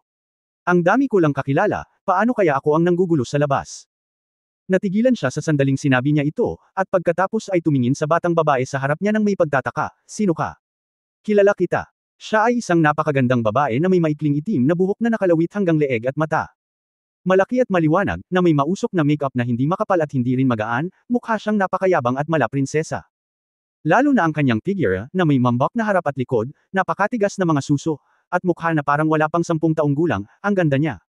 Ang ganda ng babaeng ito. Ang unang reaksyon ni Tang Moxon matapos makita ang babae ay umupo ng malapit kay Hong Dali. Krisis, malalim na krisis. Lalo na yung mga matambok na suso, agad akong nakaramdam ng pagkababa ng tingin sa kanila. Bagamat wala akong pakialam kay Hong Dali, isang alibughang anak, ano ang dapat kong gawin kung may makipagkompetensya sa akin para sa posisyon ng aking mapapangasawa? Ang sumuko o hindi sumuko? Nag-isip siya saglit, at sa wakas ay naisip niya na hindi siya susuko. Ang kasal sa pagitan namin ni Hong Dali ay itinalaga ng aking lolo, kaya hindi ko ito maaaring pabayaan. Basta ikaw ay Hong Dali. Mabagal na lumakad ang dalaga, humanap ng bangkito na mauupuan sa pamilyar na paraan, pagkatapos ay ibinaba ang kanyang bag, pagkatapos ay tumingin kay Hong Dali at nakangiting sinabi, "Wala akong pera kamakailan." Nabalitaan ko na si Hong Dali ay isang pilantropo at siya ang pinakamalaking taunan sa ating kaharian, kaya kailangan kong pumunta sa iyo upang humiram ng pera. Kung may taong first time mong magkita, tapos sasabihin niyang wala siyang pera at gusto niyang manghiram ng pera sa iyo, hindi ko alam kung ano ang nararamdaman mo. Anyway, medyo natarante si Hong Dali. Bagamat medyo natalo siya, parang hindi na lang siya hihingi ng pera sa kanya, di ba? Siya nga pala, napakaganda na ba ng ating reputasyon sa kawanggawa? Halika at sumali sa amin ng direkta. Pero wala kaming iba, pero marami kaming pera. Si Hong Dali ay tumingin sa babae nang may pagtataka at nagtanong, "Mayroon akong pera, ngunit bakit ko ito ipahiram sa iyo?" Nang marinig ang sinabi ni Hong Dali, gusto siyang halikan ni Tang Moxon sa mukha ang aming pamilya maging matatag at mapagpasyahan, huwag matukso sa pakikipagtalik. Hindi ba ako maganda? Ang batang babae ay mukhang nakakaawa, na may malalaking puno ng tubig na mga mata, "Kung hindi mo ako tutulungan, wala akong pera na makakain. Matitiis mo bang makita ang mga taong namamatay sa gutom?" Sinabi niya sa sandaling lumabas ang mga salita, ang lahat ng mga lalaki sa paligid niya ay naisip, hindi ko ito matiis. Si Hong Dali ay isang lalaki kung tutusin, kaya natural na hindi niya ito matiis. Kaya sinabi niya, "Syempre hindi ko matiis, napakaganda mo, tapos ako okay lang ba kung hindi ka manood?" Nais ni Tang Moxon na tumawa kaagad, ngunit sa kabutihang palad ay nagpigil siya. "Sabihin mo lang kung gusto mong ibigay sa akin o hindi." Kinurot ng batang babae ang kanyang cute na maliit na ilong at iniunat ang kanyang kamay, "Hindi. Hindi ako aalis." Maraming bagay sa mundong ito, ngunit ito ang unang pagkakataon na nakakita si Hong Dali ng ganoong mahiwagang bagay. Nakakita ka na ba ng taong humihingi ng pera tulad ng isang pinagkakautangan? Nakakita ka na ba ng magandang babae na nanghihingi ng pera tulad ng isang pinagkakautangan kapag nakilala mo siya? Anyway, hindi pa ito nakita ni Hong Dali. Gayunpaman, ang pagkakita sa langit ay tila kakaiba. Nagtataka na nagtanong si Hong Dali, "Wala ka na ba talagang pera para kumain?" Tumango ang dalaga. "Hong Dali, kung gayon magkano ang gusto mo? May pera pa akong pagkain." Dahan-daang ibinuka ng batang babae ang kanyang mapang-akit na bibig, 50 milyon. Mahinahon niyang sinabi, ngunit medyo nakakatakot ang numerong ito. 50 milyon, natigilan si Hong Dali nang marinig niya ito, yuan. US dollars. Mukhang naagrabyado ang batang babae, "Napakatipid ko na. Humingi ng 50 million US dollars ang ate mo nang magkita tayo. Hindi ka man nagsasalita tungkol sa pagkain, ngunit sinasabi mo pa rin na ito ay napakatipid. Isa ka bang dragon?" Ang problema ay ang mga taong maglakas loob na magsalita ng malakas ay dapat magkaroon ng ilang kakayahan. Hinawakan ni Hong Dali ang kanyang baba at biglang nagsabi, "Xiaoyi, may sapat bang pera sa card ko?" "Young master, sapat na ang pera, ngunit ito." Tumingin si Ling Xiaoyi sa babae, "Sobra ba ito?" "Kaunti pa." Hindi naman masyado, tumingin si Hong Dali sa babae at sinabing dahan-dahan, "Let's put it this way, I can lord you the money, but you should identify yourself and tell me what you want to do." "Right. $50 million ang ginagamit para sa pagkain, this reason seems a bit unrealistic." Naramdaman din ni Tang Moxon na may mali. Dahil alam niyang alibughang si Hong Dali, maliwanag na gusto niyang humiram ng $10,000 upang mabuhay, ngunit hindi masamang ideya kung ang isang taong may talento ay magbibigay sa kanya ng 1.8 milyon. Ngunit ang pagbubukas na ito ay nagkakahalaga lamang ng 50 milyon. Kahit gaano ka pa kayaman, hindi mo ito magagawa. Pahihiraman mo ako kapag sinabi ko sa iyo. Hindi ka magsisinungaling sa akin. Nanlaki ang mata ng dalaga, puno ng pagtataka ang maputing mukha. Hanggat ito ay nasiyahan sa akin. Ngumiti si Hong Dali at inilabas ang kanyang bank card at inilagay sa mesa, "I have the money. It doesn't make much difference kung ilagay ko ito sa bangko o ipahiram sa iyo. Ang problema, kailangan kong magkaroon ng dahilan, di ba? Okay. Agad namang natawa ang dalaga nang makitang handa talaga si Hongdali na magpahiram sa kanya ng pera. Ang ganda ng ngiti niya, singkit ang mga mata at may dalawang maliit na dimple sa mukha, lalo na sa matambok niyang dibdib at mukha na parang 10 taong gulang pa lang. Ang mga lalaking hindi sapat na determinado ay tiyak na handang gawin ito para sa kanya. May ginawa ba siya? Tumawa siya saglit, at pagkatapos ay malakas na sinabi, Ate Hatsune, narito ka, lumabas ka upang kunin ang mga bisita, narito si ate. Sa lalong madaling panahon. Sinabi ng dalaga ang mga katagang ito, pakiramdam ng lahat ng naruroon ay namamanhid ang kanilang mga anit. Kapatid ni Lin Chuyin. Nakakakilabot. Ngunit Hongdali, isang pangalan ang biglang lumitaw sa kanyang isipan. Isa sa mga pinakamapanganib na miyembro ng Holy Grail, si Zhang Yi, na gustong mag-aral ng biological genes. Oo nga, ang boses ni Lin Chuyin ay tumunog mula sa laboratorio, si Zhang Yi ba? Habang nagsasalita siya, lumabas si Lin Chuyin sa laboratorio. Nang makita niya ang babae, tumanggaw siya, nandito ka. Totoo naman. Zhang Yi. Sa sandaling makita ni Zhang Yi si Lin Chuyin, agad siyang sumugod sa kanya, niyakap si Lin Chuyin sa kanyang mga bisig, at nakangiting sinabi, ang tagal ko nang hindi nakikita ang kapatid ko, namimiss mo ba ako? Ayos lang. Hindi. Paano siya mamimiss ng emosyonal na si Lin Chuyin? Mahinahon lang niyang sinabi, 4 na taon na tayong hindi nagkita. Oo, 4 na taon na. Pagkatapos kumustahin ni Zhang Yi si Lin Chuyin, umupo siya at nakangiting tumingin kay Hongdali. Iniunat ang kanyang kamay at sinabing, Hongdali, mangyaring ipakilala muli ako. Ang pangalan ko ay Zhang Yi, isa sa mga miyembro ng Holy Grail, binyansagang Killer Bee. Ito ang unang pagkakataon na magkita tayo, mangyaring alagaan mo ako. Ang pangalang Zhang Yi ay medyo maganda. Ang problema ay ang kanyang palayaw, Killer Bee, ay hindi masyadong nakakatuwang. Hello, mabilis na iniunat ni Hongdali ang kanyang kamay para makipagkamay sa kanya. Ang sarap sa pakiramdam. Napangiti si Hongdali at sinabi, matagal ko nang hinahangaan ang pangalan ko. Pangalan ko, nandito ba si Sister Zhang Yi para kumawala sa akin? Ginagarantiya ko sa iyo na walang magiging problema. May 50 milyon. Kung mabibili mo ang miyembro ng Holy Grail, ang Killer Bee Zhang Yi, sa halagang 50 milyon, siguradong kikita ka ng malaki. Hindi ako magalang tungkol sa pera, ngunit hindi sapat ang pagtalikod. Lumingalinga si Zhang Yi sa paligid at dahan daw ang sinabing, speaking of it, ang ganda talaga ng environment dito. Oops, medyo nag-aatubili akong umalis. Kung hindi mo kayang umalis, manatili ka na lang, mapagpasyang tanong ni Hongdali, Sister Zhang Yi, mas madali para sa iyo na mag-aral dito sa hinaharap, tama ba? Hindi pwede iyon, ngumiti si Zhang Yi at inabot si Hongdali. Sa mukha niya, sinabi niya, Kuya Dali, magpakabait ka. Ate, hindi nakikita ng iba ang mga pinag-aaralan ko, kaya wala akong magagawa. Well, isang pamilyar na kapatid na babae. Ngumuso si Tang Moxon sa gilid. Parang vixen sa unang tingin. Ngunit wala siyang magagawa tungkol dito. Ang mga miyembro ng Holy Grail ay isa pa rin sa mga pinakamapanganib na tao. Kung hindi lang sila masaktan, pugay na lang sila. Desididong hinampis ni Hongdali ang ahas at sinundan ito ng patpat, Sister Zhang Yi, sabihin mo sa akin, ano ba talaga ang pinag-aaralan mo? Dahil nakuha niya ang pera ni Hongdali, maganda ang mood ni Zhang Yi, kaya hindi siya nagmadaling umalis at ibinigay na lang ito kay Hongdali. Nagsimula siyang magsalita, mga insekto, alam mo ang tungkol sa mga insekto, di ba? Kasalukuyan akong nag-aaral ng mga gene ng insekto. Ito. Tiningnan ni Hongdali si Zhang Yi pataas at pababa, Sister Yi, gusto mo ba ng mga insekto? Oo. Nakangiting sabi ni Zhang Yi, ang mga gene ng mga insekto ay dapat ituring na isa sa pinakamakapangyarihang mga gene sa kalikasan. Halimbawa, ang isang Caprefagus beetle ay 10 mm lamang ang haba, ngunit kaya nitong buhatin ang bigat nito na 1,140. Ang bigat na 80 beses ay katumbas ng isang karaniwang tao na nagbubuhat ng 2 asterisk eggs, o 18 kilo ng kumpleto sa kargamento. Kayang magbuhat ng 80 toneladang timbang. Sinisikap ng taong ito na gawing berde ang sarili. Higanti. Pawis na pawis si Hongdali, Sister Yi, hanggang saan mo na research ang gene na ito? Sa pagkakataong ito, sumagot si Lin Chuyin sa ngalan ni Zhang Yi, nagawa ni Sister Zhang Yi pansamantalang baguhin ang kanyang mga gene 4 na taon na ang nakararaan. Maaari kong buhatin ang isang bagay na halos 50 beses na mas mabigat kaysa sa aking sarili. Nagpahayag din ng kahihiyan si Zhang Yi, walang pag-unlad sa nakalipas na 4 na taon, at halos hindi ko na kayang buhatin ang isang bagay na halos 100 beses na mas mabigat. Kabanata 378, ang binata na nakagawa ng 2 krimen ay may labis na kagalakan. 100 beses. Kahit 100 kilo lang ang timbang niya, 100 beses iyon ay magiging 10,000 kilo. Kahit na may karagdagang diskwento, nakakaangat pa rin ito ng 2 sasakyan. Ang susi sa problema ay siya ay isang babae pa rin, at isang napakapinong at magandang babae.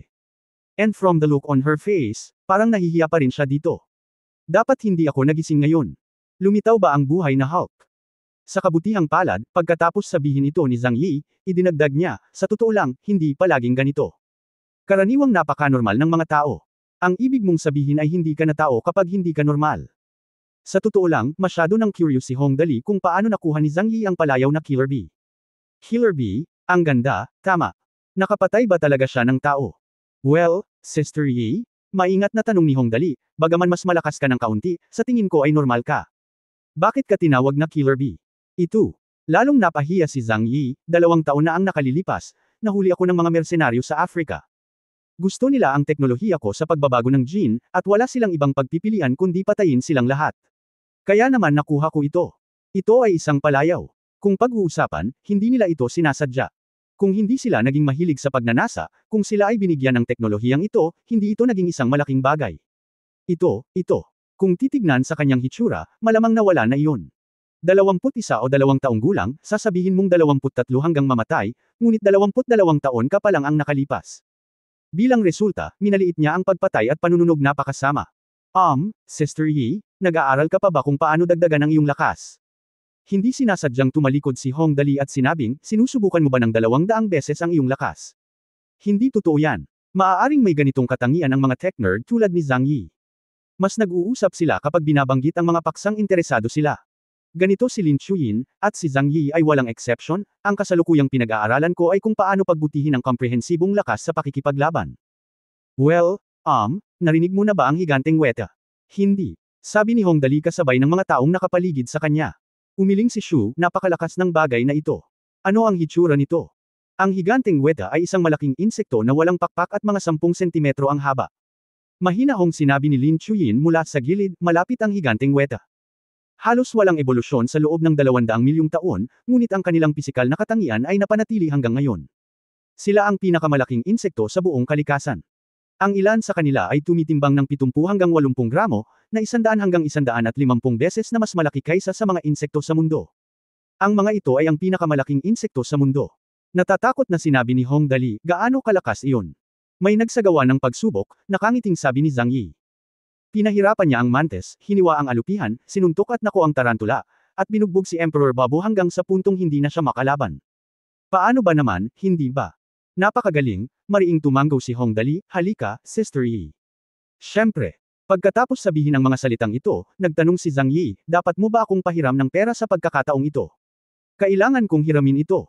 Nagliwanag ang mga mata ni Hong Dali, Sister Yi, kapag natapos mo ang pananaliksik, makukuha mo ang sample.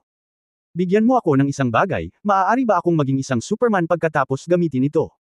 Siya nga pala, Sister Yi, ito ay dapat ituring na isang uri ng superpower, tama ba? Ito ay. Kaya kapana-panabik na isipin ang tungkol dito, maaari kang magbuhat ng kotse gamit ang isang kamay. Kotse. Wow, kung ito ay isinama sa isang exoskeleton armor, ipanganak si Superman. Kapag ang teknolohiya ay umunlad sa isang tiyak na antas, ito ay maaaring katumbas ng mga superpower, itinuro ni Zhang Yi kay Lin Chuyin. Pagkatapos ay nilagyan ng exoskeleton armor ni Miku Yin, hindi ba ito nangangahulugan na siya ay may superpower ng electric discharge? Ako lang. Ito ay isang panloob na kapangyarihan sa loob ng katawan, ngunit ang kanya ay isang panlabas na kapangyarihan lamang. Huwag mo nang banggitin pa, ito ay talagang may katuturan. Okay, naayos na. Mapagpasyahang nagpasya si Hong Dali, sapat na ang 50 milyon, tama.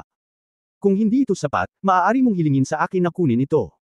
Parehas lang dapat, nakangiting tumayo si Zhang Yi, kung kulang ako, tatanungin kita ulit. Hindi ka pa rin makakatakas, hehe. Tapos aalis muna ako. Kuya Dali, pupunta ako sa iyo kapag nakuha ko na ang resulta ng research ko. Well, mga 2 months. Okay, huwag kang mag-alala, pinunasan ni Hong Dali ang kanyang pawis at sinabi, Sister Xiaoyi, mangyaring ilipat ang account sa kanya. Okay, young master. Dinala ni Ling Xiaoyi si Zhang Yi. Humiga si Hong Dali sa sofa at napabuntong hininga, sasakilan kita, nakakatakot. Napakagwapo ni Sister Yi, pero nakakatakot ang ginagawa niya. Kung sinabi mong patayin, patayin mo na lang. Ipinahayag ni Tang Moxon na medyo nabigla pa siya, pinalakpakan niya ang kanyang dibdib gamit ang kanyang maliit na kamay at sinabing, oo, napakaganda niya, ngunit ang mga resulta ay napakasama. Tingnan mo ang mga bagay na pinag-aralan niya, lahat sila ay mga bug. Hatsune, naisip ito ni Hong Dali. Sa pag-iisip tungkol dito, naalala niya na sinabi ni Lin Chuyin noon na Zhang Yi ang pinakadelikadong apelyido sa Holy Grail, kaya desidido siyang nagtanong, pagtingin kay Sister Yi, hindi siya gaanong nakakatakot. Well, ang genetic modification ay may malubhang epekto. Mahina Hong sinabi ni Lin Chuyin, mabuti si Zhang Yi kapag siya ay normal. Kapag hindi siya normal, ang kanyang lakas sa pag-atake ay napakalakas. At dahil sa mga problema sa henetiko, ang kanyang mapanirang kapangyarihan ay higit pa kaysa sa mga tao. Mula sa kanyang sinabi, ang mga gene ng mga insekto ay napakalakas, kaya maaari mong isipin ang pagkasira. Hindi maiiwasan na napakalaki ng puwersa. Ang tanong, gaano ito kalaki? Sa ngayon lang natin alam na parang nakapatay siya ng mersenaryong hukbo. Kung gayon, mayroon bang tiyak na mga halimbawa? Nanlaki ang mga mata ni Hong Dali, narinig ko lang ang sinabi niya, kaya wala akong ideya. Bueno, mayroong 77 tao sa mersenaryong grupong yun. Katulad pa rin ng dati ang boses ni Lin Chuyin. Ito ay karaniwan, ngunit ang bagay na ito ay napakapambihira, kabuuang pagkalipol. Damn! Ang mersenaryong grupo ng 77 tao ay nalipol. Napabuntong hininga ang lahat sa paligid, hindi ba medyo nakakatakot ito? Dahil nakatuon siya sa genetic na pananaliksik at may mga gene ng insekto, mayroon din siyang ilang kakayahan ng mga insekto. Ipinaliwanag ni Lin Chuyin, halimbawa, sobrang lakas, sobrang bilis, at iba pa. Kilala ko siya ang genetic modification para sa bilis ay gumagamit ng mga gene ng pinakamabilis na insekto sa mundo, ang tiger beetle. Well, ang pinakamalakas ay kayang buhatin ito ng 100 beses. Nagtataka ako kung gaano kabilis ang pinakamabilis. Ano ang tiger armor? Tanong ni Hong Dali. Ang tiger beetle ay isang uri ng beetle, na siyang pangkalahatang pangalan para sa mga insekto ng order Coleoptera at ang pamilyang tiger beetle, paliwanag ni Lin Chuyin, ito ay isang medium-sized na beetle, carnivorous, aktibo sa araw, madalas sa mga kalsada sa bundok o mabuhangin na lupa, na may mababang enerhiya ito ay lumilipad upang manghuli ng maliliit na insekto. Cheetah. Hong Dali, Tang Moxon, iba. Ang bilis ng cheetah ay higit sa 10 beses na mas mabilis. God, nakakatakot ba talaga ito? Well, ang tanging martial arts sa mundo ay mabilis. Ito ay maaaring higit sa 10 beses na mas mabilis kaysa sa isang cheetah. Hindi napakahirap pumatay ng daan-daang tao. Sa pagkakataong ito, sa wakas ay alam na ni Hong Dali kung bakit pumunta si Zhang Yi dito nang walang sinumang magpoprotekta sa kanya. Ang taong ito ay ganap na hindi kapanipaniwala. Hindi ko talaga alam kung gaano kalubha ang kahihinatnan kung talagang asar ako sa kanya. Bueno, tila ang mga humahawak ng mga bug ay mga mabangis na tao, at hindi sila maaaring masaktan. Huling sinabi ni Hong Dali. Ibuod. Bilang resulta, pagkasabi niya nito, isang mahina at eleganteng boses ang tumunog sa pintuan, mga insekto. Anong klaseng insekto ang binanggit niyang Master Dali? Ang taong dumating ay nakakagulat na gwapo, may matikas na tindig at may malabong ngiti sa labi. Lahat maliban kay Liu Mengzin at Liu Da. Maliban sa Young Master, sino pa ang darating? Matandang Liu, bakit ka nandito? Nanlaki ang mga mata ni Hong Dali, speaking of which, hindi ka pupunta dito ng madali. Baka may nangyari. Sa totoo lang, wala akong planong sumama, sabi ni Liu Mengzin, bagamat napakagwapo pa rin niya.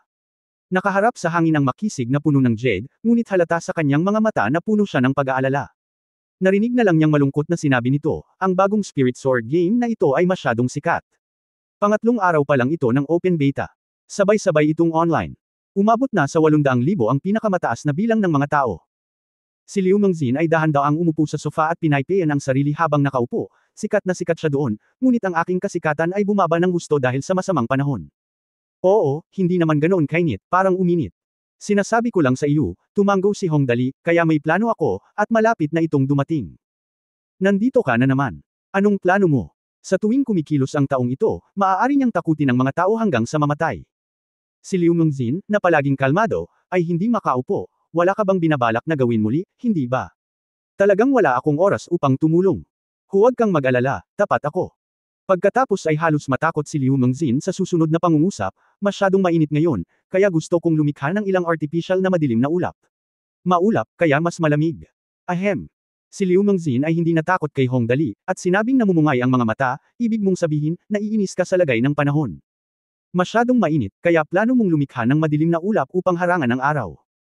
Si Liu Mengzin ay hindi karaniwang nagkakagulo, kaya bakit lagi siyang nawawala ng galit kapag nakikita niya si Hong Dali? Oo. Walang kahihiyang tumanggo si Hong Dali, magiging cool sa ganitong paraan. Oh my God! Tinakpan ni Liu Mengzin ang kanyang mukha, hindi ka ba nag-aalala tungkol sa laro? Ang bilang ng mga tao sa parehong oras na online sa larong Soul Sword ay lumampas sa 800,000, ito ay magkakaroon ng malaking epekto sa ating hinaharap na Dreamblade Alliance. Ano ang kinakatakutan mo? Diretso ang bangka sa tulay. Sinabi ni Hong Dali na wala siyang pakialam, palaging may paraan. Gusto ko talagang malaman, Master Dali, saan nanggagaling ang iyong kumpiyansa? Sinabi ni Liu Mengzin na ang taong nasa kanyang harapan ay hindi makapagpaliwanag sa siyentipikong paraan, Master Dali, ang iyong isip ay talagang pambihira. Nag-isip siya ng mahabang panahon at sa wakas ay nagsabi ng isang salita, napakalawak nito. Si Tang Moxon sa gilid ay nagpahayag din ng kanyang pagsang-ayon, at ang maliit na batang babae ay umupo roon at tumanggaw ng mariin. Hindi ko alam kung ano ang laman ng puso ni Hong Dali. Hindi naman ganoon kalaki. Parang wala namang pakialam sa mga mata niya. Ang mga kabataan na nakagawa ng mga krimen ay mas magiging masaya. Pagtatapos ni Tang Moxon. Habang nagsasalita siya, bumalik si Ling Xiaoyi at nakangiting nagsabi, Young Master, tinawag lang ako ng tagagawa ng dry ice at naipadala na ang dry ice, kabuuang 4 na tonelada. Nakaimpake ito sa isang kahon. Nagtataka ako kung kailan balak gamitin ito ng Young Master. Nandito na. Biglang sinabi ni Hong Dali na nakangiti, mabuti yan. Nandito ba ang mga eroplano? Mayroong 300 sa kabuuan. Naipon na ito at inilagay sa bodega. Sinabi ni Ling Xiaoyi, Guro, kailan tayo magsisimula? Magsisimula na tayo kaagad. Hintayin mo ako. Siyempre, hindi magagamit ni Hong Dali ang lahat ng 300 sasakyang panghimpapawid. Hindi ko man lang binalak na magpalipad ng 300 eroplano nang magkasama ang langit ay napakasikip na tila mga alien na lumulusob sa lupa, na tiyak na magdudulot ng panik. Kaya dapat kang gumamit ng mga kasanayan upang gawing isang dosenang perpektong sasakyang panghimpapawid ang 300 sasakyang panghimpapawid, at ayos lang yun. Ipasok ang bodega, ay disassemble, at pagsamahin. Ang kasanayang ito ay medyo madaling gamitin. Sa pangkalahatan, ang mga sasakyang panghimpapawid na ito ay hindi nangangailangan ng maraming epekto. Ang dalawang pinakamahalagang punto ay ang pagtitipid ng enerhiya at malaking kapasidad ng pagkarga, kaya okay ang mga ito. Hanggat ang dalawang epekto ay nakakamit, ang lahat ay magiging madaling hawakan. Sa maikling panahon, kabuuang 15 perpektong antas ng sasakyang panghimpapawid ang natipon. Mga kapatid, umalis tayo upang lumikha ng madilim na ulap. Pinitik ni Hong Dali ang kanyang mga daliri, lahat tayo. Isang tao ang nagsakay ng eroplano at dumiretso sa ibaba, habang inayos ni Lin Chui ng mga tao na maglagay ng tuyong yelo sa remote control box. At hindi nagtagal ay nagtipon ang lahat. Sa oras na ito, handa na ang remote controlled na sasakyang panghimpapawid at na-install na ang tuyong yelo. Sa pag-alis ng Hong Dali, 15 perpektong antas ng sasakyang panghimpapawid ang lumipad ng diretso sa kalangitan. Si Hong Dali ay nagtayo ng pergola gamit ang kanyang mga kamay at nakita niya na ang eroplano ay tumaas sa halos 20 metro ang taas. Direkta siyang nagutos, pag-unboxing. Sabay-sabay na pinindot ng lahat ang button para buksan ang kahon, at pagkatapos ay natigilan ang lahat. Mayroong kabuuang 12 remote control na eroplano.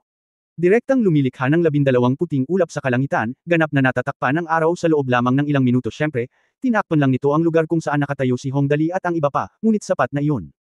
Wow, ha ha ha ha. Natawa si Hong Dali at sinabing, maganda ito, maganda ito. Gagawin ko ito kapag lalabas ako. Naku, mas malamig sa pakiramdam kapag nakaharang ang sinag ng araw, ha ha ha ha. Sinipa hanggang mamatay ang alibughang anak na ito, hindi mo ba iniisip na masyado kang nagkakagulo? Hindi. Mukhang inosente si Hong Dali, masaya ito, hehe. Si Liu Mengzin ay mukhang natulala at sinabi, Young Master Dali, ikaw. Lumilikha ka ng napakalaking pormasayon para lang magtayo ng parasol. Tama. Ipinahayag ni Hong Dali na labis siyang nasisiyahan sa epekto, isang movable parasol. Kaya mula noon, nang lumabas ang alibughang anak na si Hong Dali, may dala pa siyang 10 kagamitan mga movable dry ice parasol. Nanay, tingnan mo, may mga marshmallow sa langit doon. Itinuro ng isang bata ang 10 lumilipad na platito na hugis eroplano, napakaganda. Mommy, malamang may ginagawa na naman si Master Dali. Kapag hindi nanunood ang baby, magiging abnormal siya pagkatapos ng sobrang panunood. Baby, oh, okay. Honey, tingnan mo, flying saucer. Maaari din itong lumikha ng mga ulap. Si Master Dali ay may ginagawang bagong imbensyon. Hindi natin naiintindihan ang mundo ng mayayamang tao. Matapos maglaro ng ilang sandali, tiyak na sumuko si Liu Mengzin, kalimutan mo na ito, mas mabuting isipin ko kung paano haharapin ang Spirit Sword. Dali, bulong ni Tang Moxon sa gilid, pwede ka rin pumunta, okay. Napaka-busy ko kamakailan lang, endoskeleton. Halos tapos na ang research sa armor, pati na rin ang improvement ng holographic projection technology at ang pagbuo ng precise sound control technology. Ibinuka ni Hong Dali ang kanyang mga kamay at sinabing, kung tungkol sa laro, bakit hindi mo tulungan si Lao Liu sa trabaho para sa akin? Anyway, gumagala ako. Para lang sa advertising iyon. Okay. Malungkot na sabi ni Tang Moxon, Sister Xiaoyi, samahan na natin si Master Liu para makita kung talagang ganoon kalakas ang spiritual sword na iyon. Okay, Miss Zinkson. Bagamat walang pakialam si Tang Moxon sa kanyang katayuan bilang fiancé ni Hong Dali, may isang bagay na napakaganda sa maliit na batang babae na ito, iyon ay, gaano man ang tingin niya kay Hong Dali, kapag nagkaroon na siya kung ang mga tagalabas ay nagbabanta kay Hong Dali, siya ay magagalit.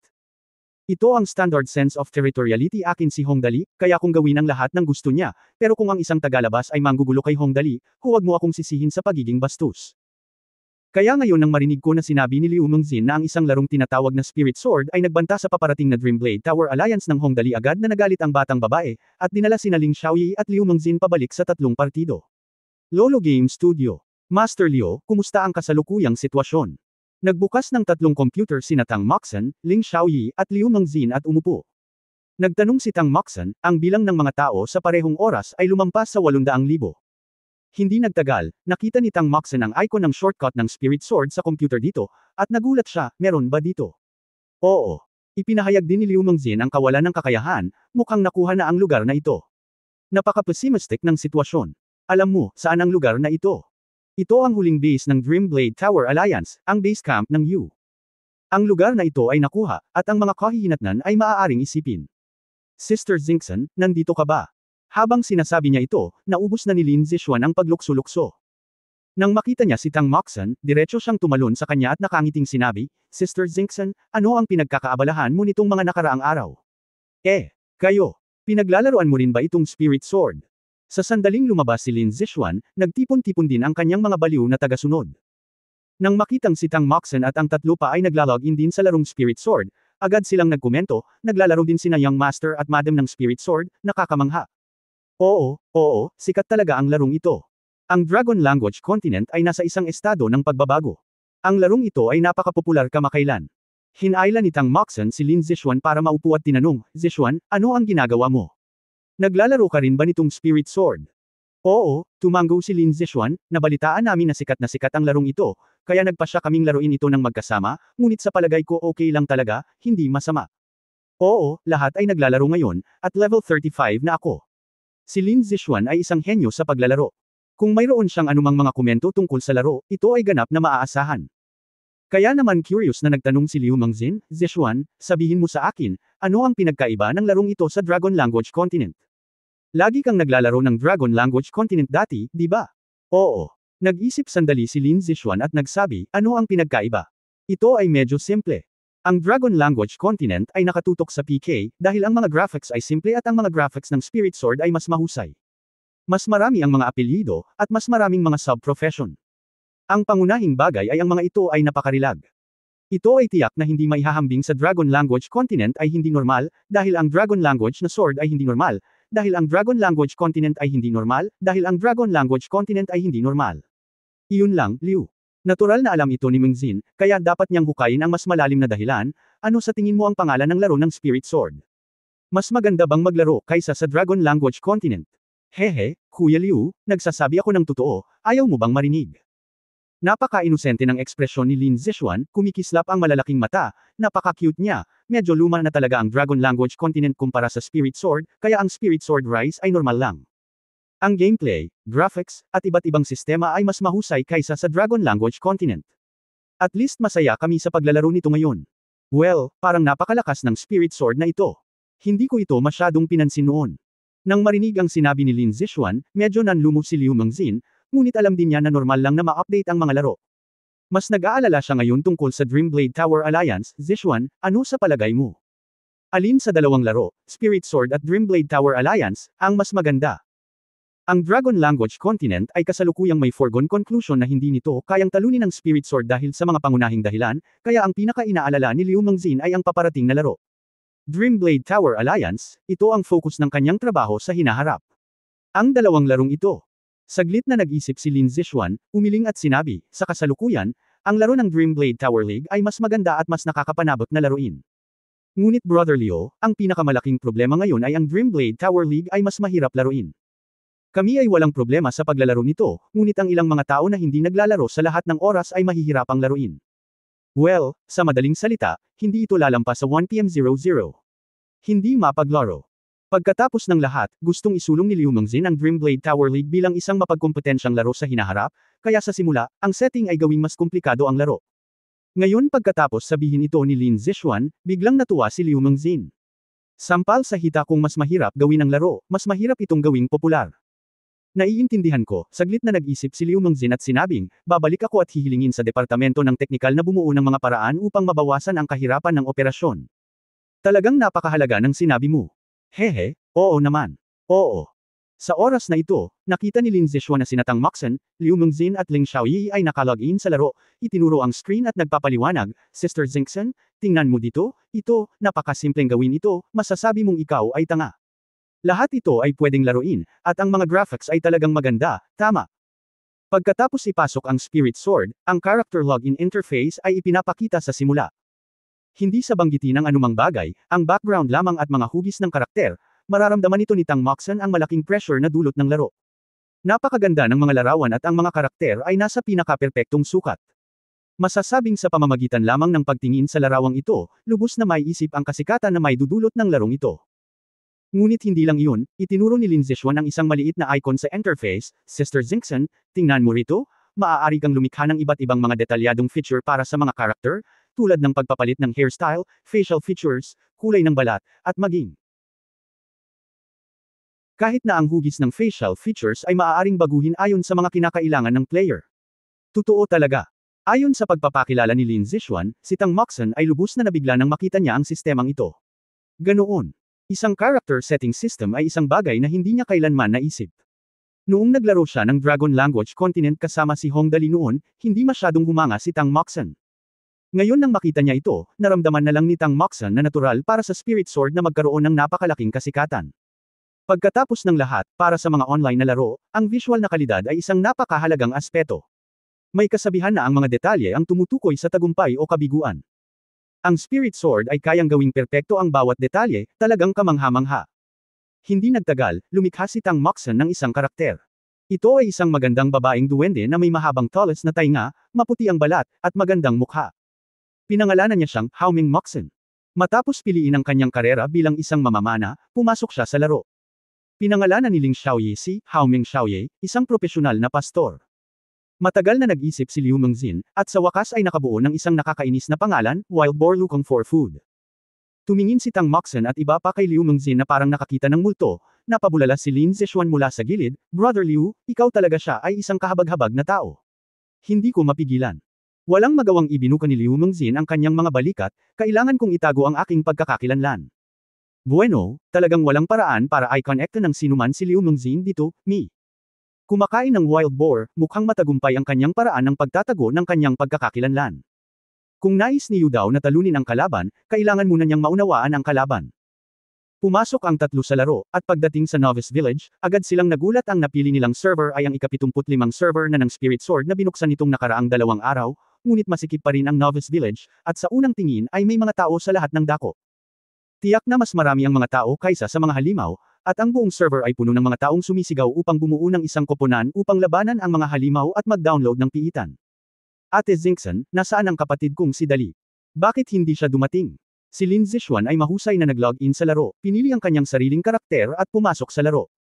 Pagkatapos ay nag-teleport siya kay Tang Moxon at nagtanong, naglalaro, hindi ba laging ganito si Kuya Dali? Gusto mo ba? Ang bastard na iyon ay abala sa pag-imbento ng mga bagong bagay, galit si Tang Moxon, ngunit wala siyang magagawa. Ang endoskeleton armor ay para iligtas sina Xiao Miao, Xiao Leshuy at ang ama ni Luozo na namatay ilang oras na ang nakalipas. Seryosong bagay iyon, kaya natural na hindi siya tumutol, ngunit nang maisip niyang hindi tumulong si Hong Dali, galit na galit pa rin ang batang babae, hayaan mo siyang maglaro, kaya ko nang wala siya. Hehe, galit si Ate Zengxen, talaga. Si Lin Zexuan, bilang Diyos kapatid na babae ni Hong Dali, ay nagpahayag ng kanyang kagalakan sa sitwasyong ito, nga pala, ang aking kapatid na si Dali ay talagang isang emosyonal na tulala. Matagal na akong walang sinabi tungkol sa inyo ni Ate Zengxen. Oo nga pala. Dapat man lang niyang halikan ang maliit niyang bibig at hawakan ang maliliit niyang kamay. Hindi ito gagana. Kakausapin ko siya pag uwi niya. Dahil sa mga salita ni Lin Zexuan, namula ang mukha ni Tang Moxon. Tinakpan ni Ling Xiaoyi ang kanyang bibig at ngumisi, habang si Liu Mengzin ay tumawa. Nakakatulala. Ikaw na mabahong babae ay naghahanap ng kamatayan. Sumigaw si Tang Moxon, panuurin mong sinampal kita. Maraming tao ang nagtatawanan at nagbibiruan habang nagsasanay sa pag-level. Pagkaraan ng ilang sandali ng pagsasanay, si Tang Moxon at ang tatlo pa ay marami nang natutunan tungkol sa laro. Kung mas naiintindihan ko ito, mas nilalaro ko ito, mas nararamdaman kong napakadelikado ng larong ito. Dahil sa napakatagal na panahon, hindi nila nakita ang mga halatang pagkukulang ng larong ito. Nagulat ito sa lahat, at kasabay nito, ang pakiramdam ng krisis ay lumakas at lumakas sa kanilang mga puso. Master Liu, ano ang nararamdaman mo? Lumingon si Tang Moxon para tanungin si Liu Mengzin, mukhang magkakaroon talaga ng malaking epekto ang larong ito sa ating Dreamblade Tower Alliance. Kung hindi pa sikat ang Dreamblade Tower Alliance noon, nanlulumo ako. Wala akong magandang ideya sa ngayon. Ibinaba ang mouse, nag-isip sandali si Liu Mengzin at sinabing dahan-dahan, hindi ko pa masasabi. Sa tingin ko dapat tayong pumasok sa loob at tingnan. Sa pangkalahatan, ang bilang ng mga manlalaro sa isang laro ay medyo intuitive. Okay, fair na. Tumayo kaagad si Tang Moxon. Sa oras na ito, mayroon na siyang aura ng isang young master. Zishuan, kunin ang mga tao upang ipagpatuloy ang paglalaro at tingnan kung mayroong anumang hindi kas-iya siya tungkol sa larong ito. Iulat sa amin anumang oras. Bilang karagdagan, makipag-ugnayan ka sa mga tao sa How Alliance at lahat ay sumali sa Spirit Sword upang palawakin ang relasyon. Oo. Well. Kapag ang ilang mga nightclub sa West 4th Ring Road ay libre, ang mga tao mula sa Haomeng ay nakaakit ng maraming tao, tama ba? Hiniling nilang lahat na pumunta sila at tingnan. Tandaan, ang mga pangunahing miyembro ang pangunahing responsable sa pagkolekta ng impormasyon ng laro, dynamics ng player at iba pa. Okay. Sister Zinkson, naiintindihan ko. Mabangis na tumango si Lin Zishuan, ako na ang mag-aayos dito, huwag kang mag-alala. Well, mabuti yun. Tumango si Tang Moxon, kung gayon, pumunta tayo sa palengke. Mag-imbestiga. Fair na.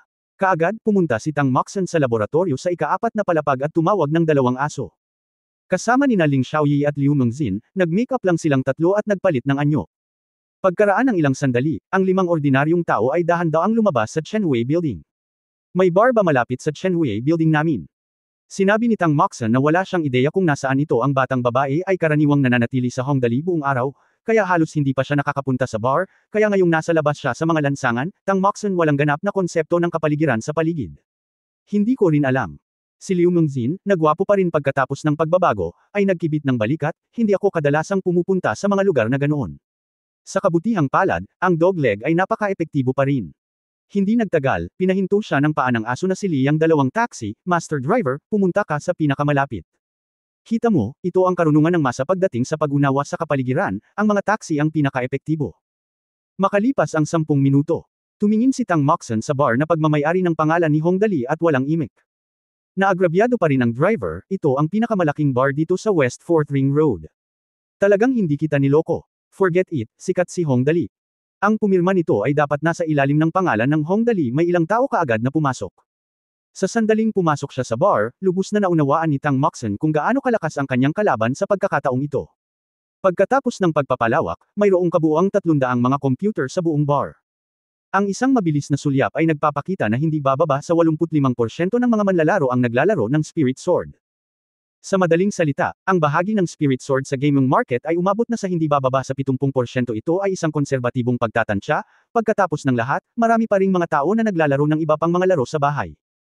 Ang pinakakailangang gawin sa oras na ito ay pag-aralan kung ano ang gusto ng mga totoong manlalaro na ito tungkol sa Spirit Sword. Pero dito, maganda pa rin si Tang Moxon kahit mag-makeup. Maraming otakus na mahilig maglaro ng iba't ibang dahilan para silipin siya paminsan-minsan, gaya ng pagkukunwaring pinapanood ang mga taong nasa likod nila na naglalaro at pagkatapos ay sumilip. Nagkatinginan sila, o ang ilan sa kanila ay malamang na naglagay ng mga bagay sa kanilang likuran upang kunin ang mga ito, at ang ilan sa mga mas matatalinong tao ay direktang sumigaw sa waiter, pag-aayos ng makina, sira ang keyboard. Halika at tingnan mo ito. Pagkatapos ay tumingin sila kay Tang Moxon ng hayagan at lantaran. Nga pala. Kahit na mas mature na si Ling Xiaoyi, siya pa rin ang paborito ng lahat ng otakus sa edad na 23 o 4. Maraming tao ang palihim na sumusulyap sa kanyang proporsyonal na figure. Si Liu Mengzin ang numero 1 sa mundo. Isang gwapong lalaki, maraming mga babaeng naruroon ang nakamasid sa kanya, at syempre, marami ring mga lalaki ang nakamasid sa kanya. Kung titingnan ang poster na ito, ang 3 taong ito ay tiyak na hindi makapagtanong, at ito ay kapag ang 2 natalo ay dumating sa madaling gamitin. Tinanong ni Liang sa mahinang boses, Miss Moxon, paano kung pupunta ako at magtanong? Oo, okay, agad na sumang-ayon si Tang Moxon, pagkatapos ay naisip niya ito at pagkatapos ay sinabi, buksan muna natin ang telepono at tanungin sila kung ano ang nararamdaman nila. Binuksan nilang 5 ang computer at umupo. Nang buksan nila ang interface ng Spirit Sword, mas naging matapang ang maraming manlalaro sa kanilang paligid, lahat sila ay mga manlalaro ng Spirit Sword, kaya ano ang dapat nilang katakutin? Kaya isang lalaki sa tabi niya ang nagtanong, nasa iisang lugar ba kayong lahat? Lahat ba kayo ay naglalaro ng Spirit Sword? Saang distrito kayo? Ilang antas kayo? Si Liang, ang lalaking natalo, ay nagsabi, lahat tayo ay mabuting magkaibigan. Narinig natin ang tungkol sa larong ito. Hindi masama, maglaro tayo ng magkasama, buddy, saan ka nanggaling? Ako. Nasa server ako ng Zonyu Ghost Sword. Maganda ang server na ito, at medyo sikat ito. Paano ka? Tanong ng player. Tayo ba? Nasa 75th server tayo ng 7 Evil Sky Eagle. Hindi sigurado si Li Yang, ngunit naglaro na si Liu Mengzi noon, nagsimula lang akong maglaro, at hindi mataas ang level. Oh, ayan na, sabi ng manlalaro patuloy siyang nagsasalita, ang larong ito ng Spirit Sword ay mahusay at napakapopular. Nakakatuwang makipaglaro sa mas maraming tao. Nagkatinginan ng 5 tao, at nagtanong si Li Yang, Kuya, ano sa palagay mo ang larong ito? Napakaraming tao. Naalala ko na ang Dragon Language Continent ang pinakasikat noon, ngunit hindi ganoon karami ang mga tao. Sabi ng lalaki, iba talaga. Tingnan mo, ang gaganda ng mga karakter sa larong ito. Lalo na yung mga babaeng karakter ng iba't ibang lahi. Kahit may dinosaur na nakaupo sa likod ng computer, masaya ka pa ring tingnan ang mga karakter niya, di ba? At saka, ang laro ay madaling laruin at ang gaganda ng graphics, di ba? Iyon lang. Tanong ni Li Yang, dahil napakaraming tao. Ano pa bang gusto mo? Nagtataka ang tanong ng lalaki, hindi ba pwedeng magsaya na lang tayo sa larong ito? Walang instant kill, madalas akong makipag-away sa mga kapatid ko buong hapon. Ibang klaseng saya. Ngayon naiintindihan na nilang tatlo. Sa madaling salita, ang larong Spirit Sword ay simple at magaspang, at umaakit lamang ito ng mga manlalaro sa pamamagitan ng ilang mahahalagang punto, at sapat na iyon. Ang ilang mga tao ay naglaro saglit, pagkatapos ay nag-check out at bumaba ng eroplano. Pagkalabas, dahan daw ang sinabi ni Liu Mengzin, mukhang ang kalaban natin sa pagkakataong ito ay lampas sa ating imahinasyon. Kung ang pagtingin sa mga numerong iyon ay hindi sapat na intuitive, kung gayon ang pagtingin sa rate ng occupancy ng isang laro sa bar, kung gayon hindi ito maaaring maging mas intuitive. Okay, walang magawang sabi ni Tang Moxon, walang oras si Dali. Talagang hindi ito posible. Sa pagkakataong ito susubukan kong tulungan siyang gumastos ng pera at tingnan kung matututunan ko ang asensya ng kanyang paggastos ng pera. Natigilan si Liu Mengzin nang marinig niya ito. Ang batang babaeng ito na si Tang Moxon ay naligaw ni Hong Dali. Agad siyang nagtanong ng maingat, kung gayon, ano ang gagawin ni Miss Muzin? Ano pa ang magagawa natin? Kinagat ng batang babae ang kanyang mga ngipin at sinabing, palakihin ang intensity ng advertising. Ang aming Dream Blade Tower Alliance ay may mas malakas na intensity ng advertising kaysa sa Spirit Sword. Kinunot ni Tang Moxon ang kanyang cute na maliit na ilong at sinabi tulad ni Hong Dali, magtapon ng pera, magtapon ng pera. End of this chapter. Pahingi naman ng like, share at subscribe mo na rin para updated ka susunod na kabanata. Salamat.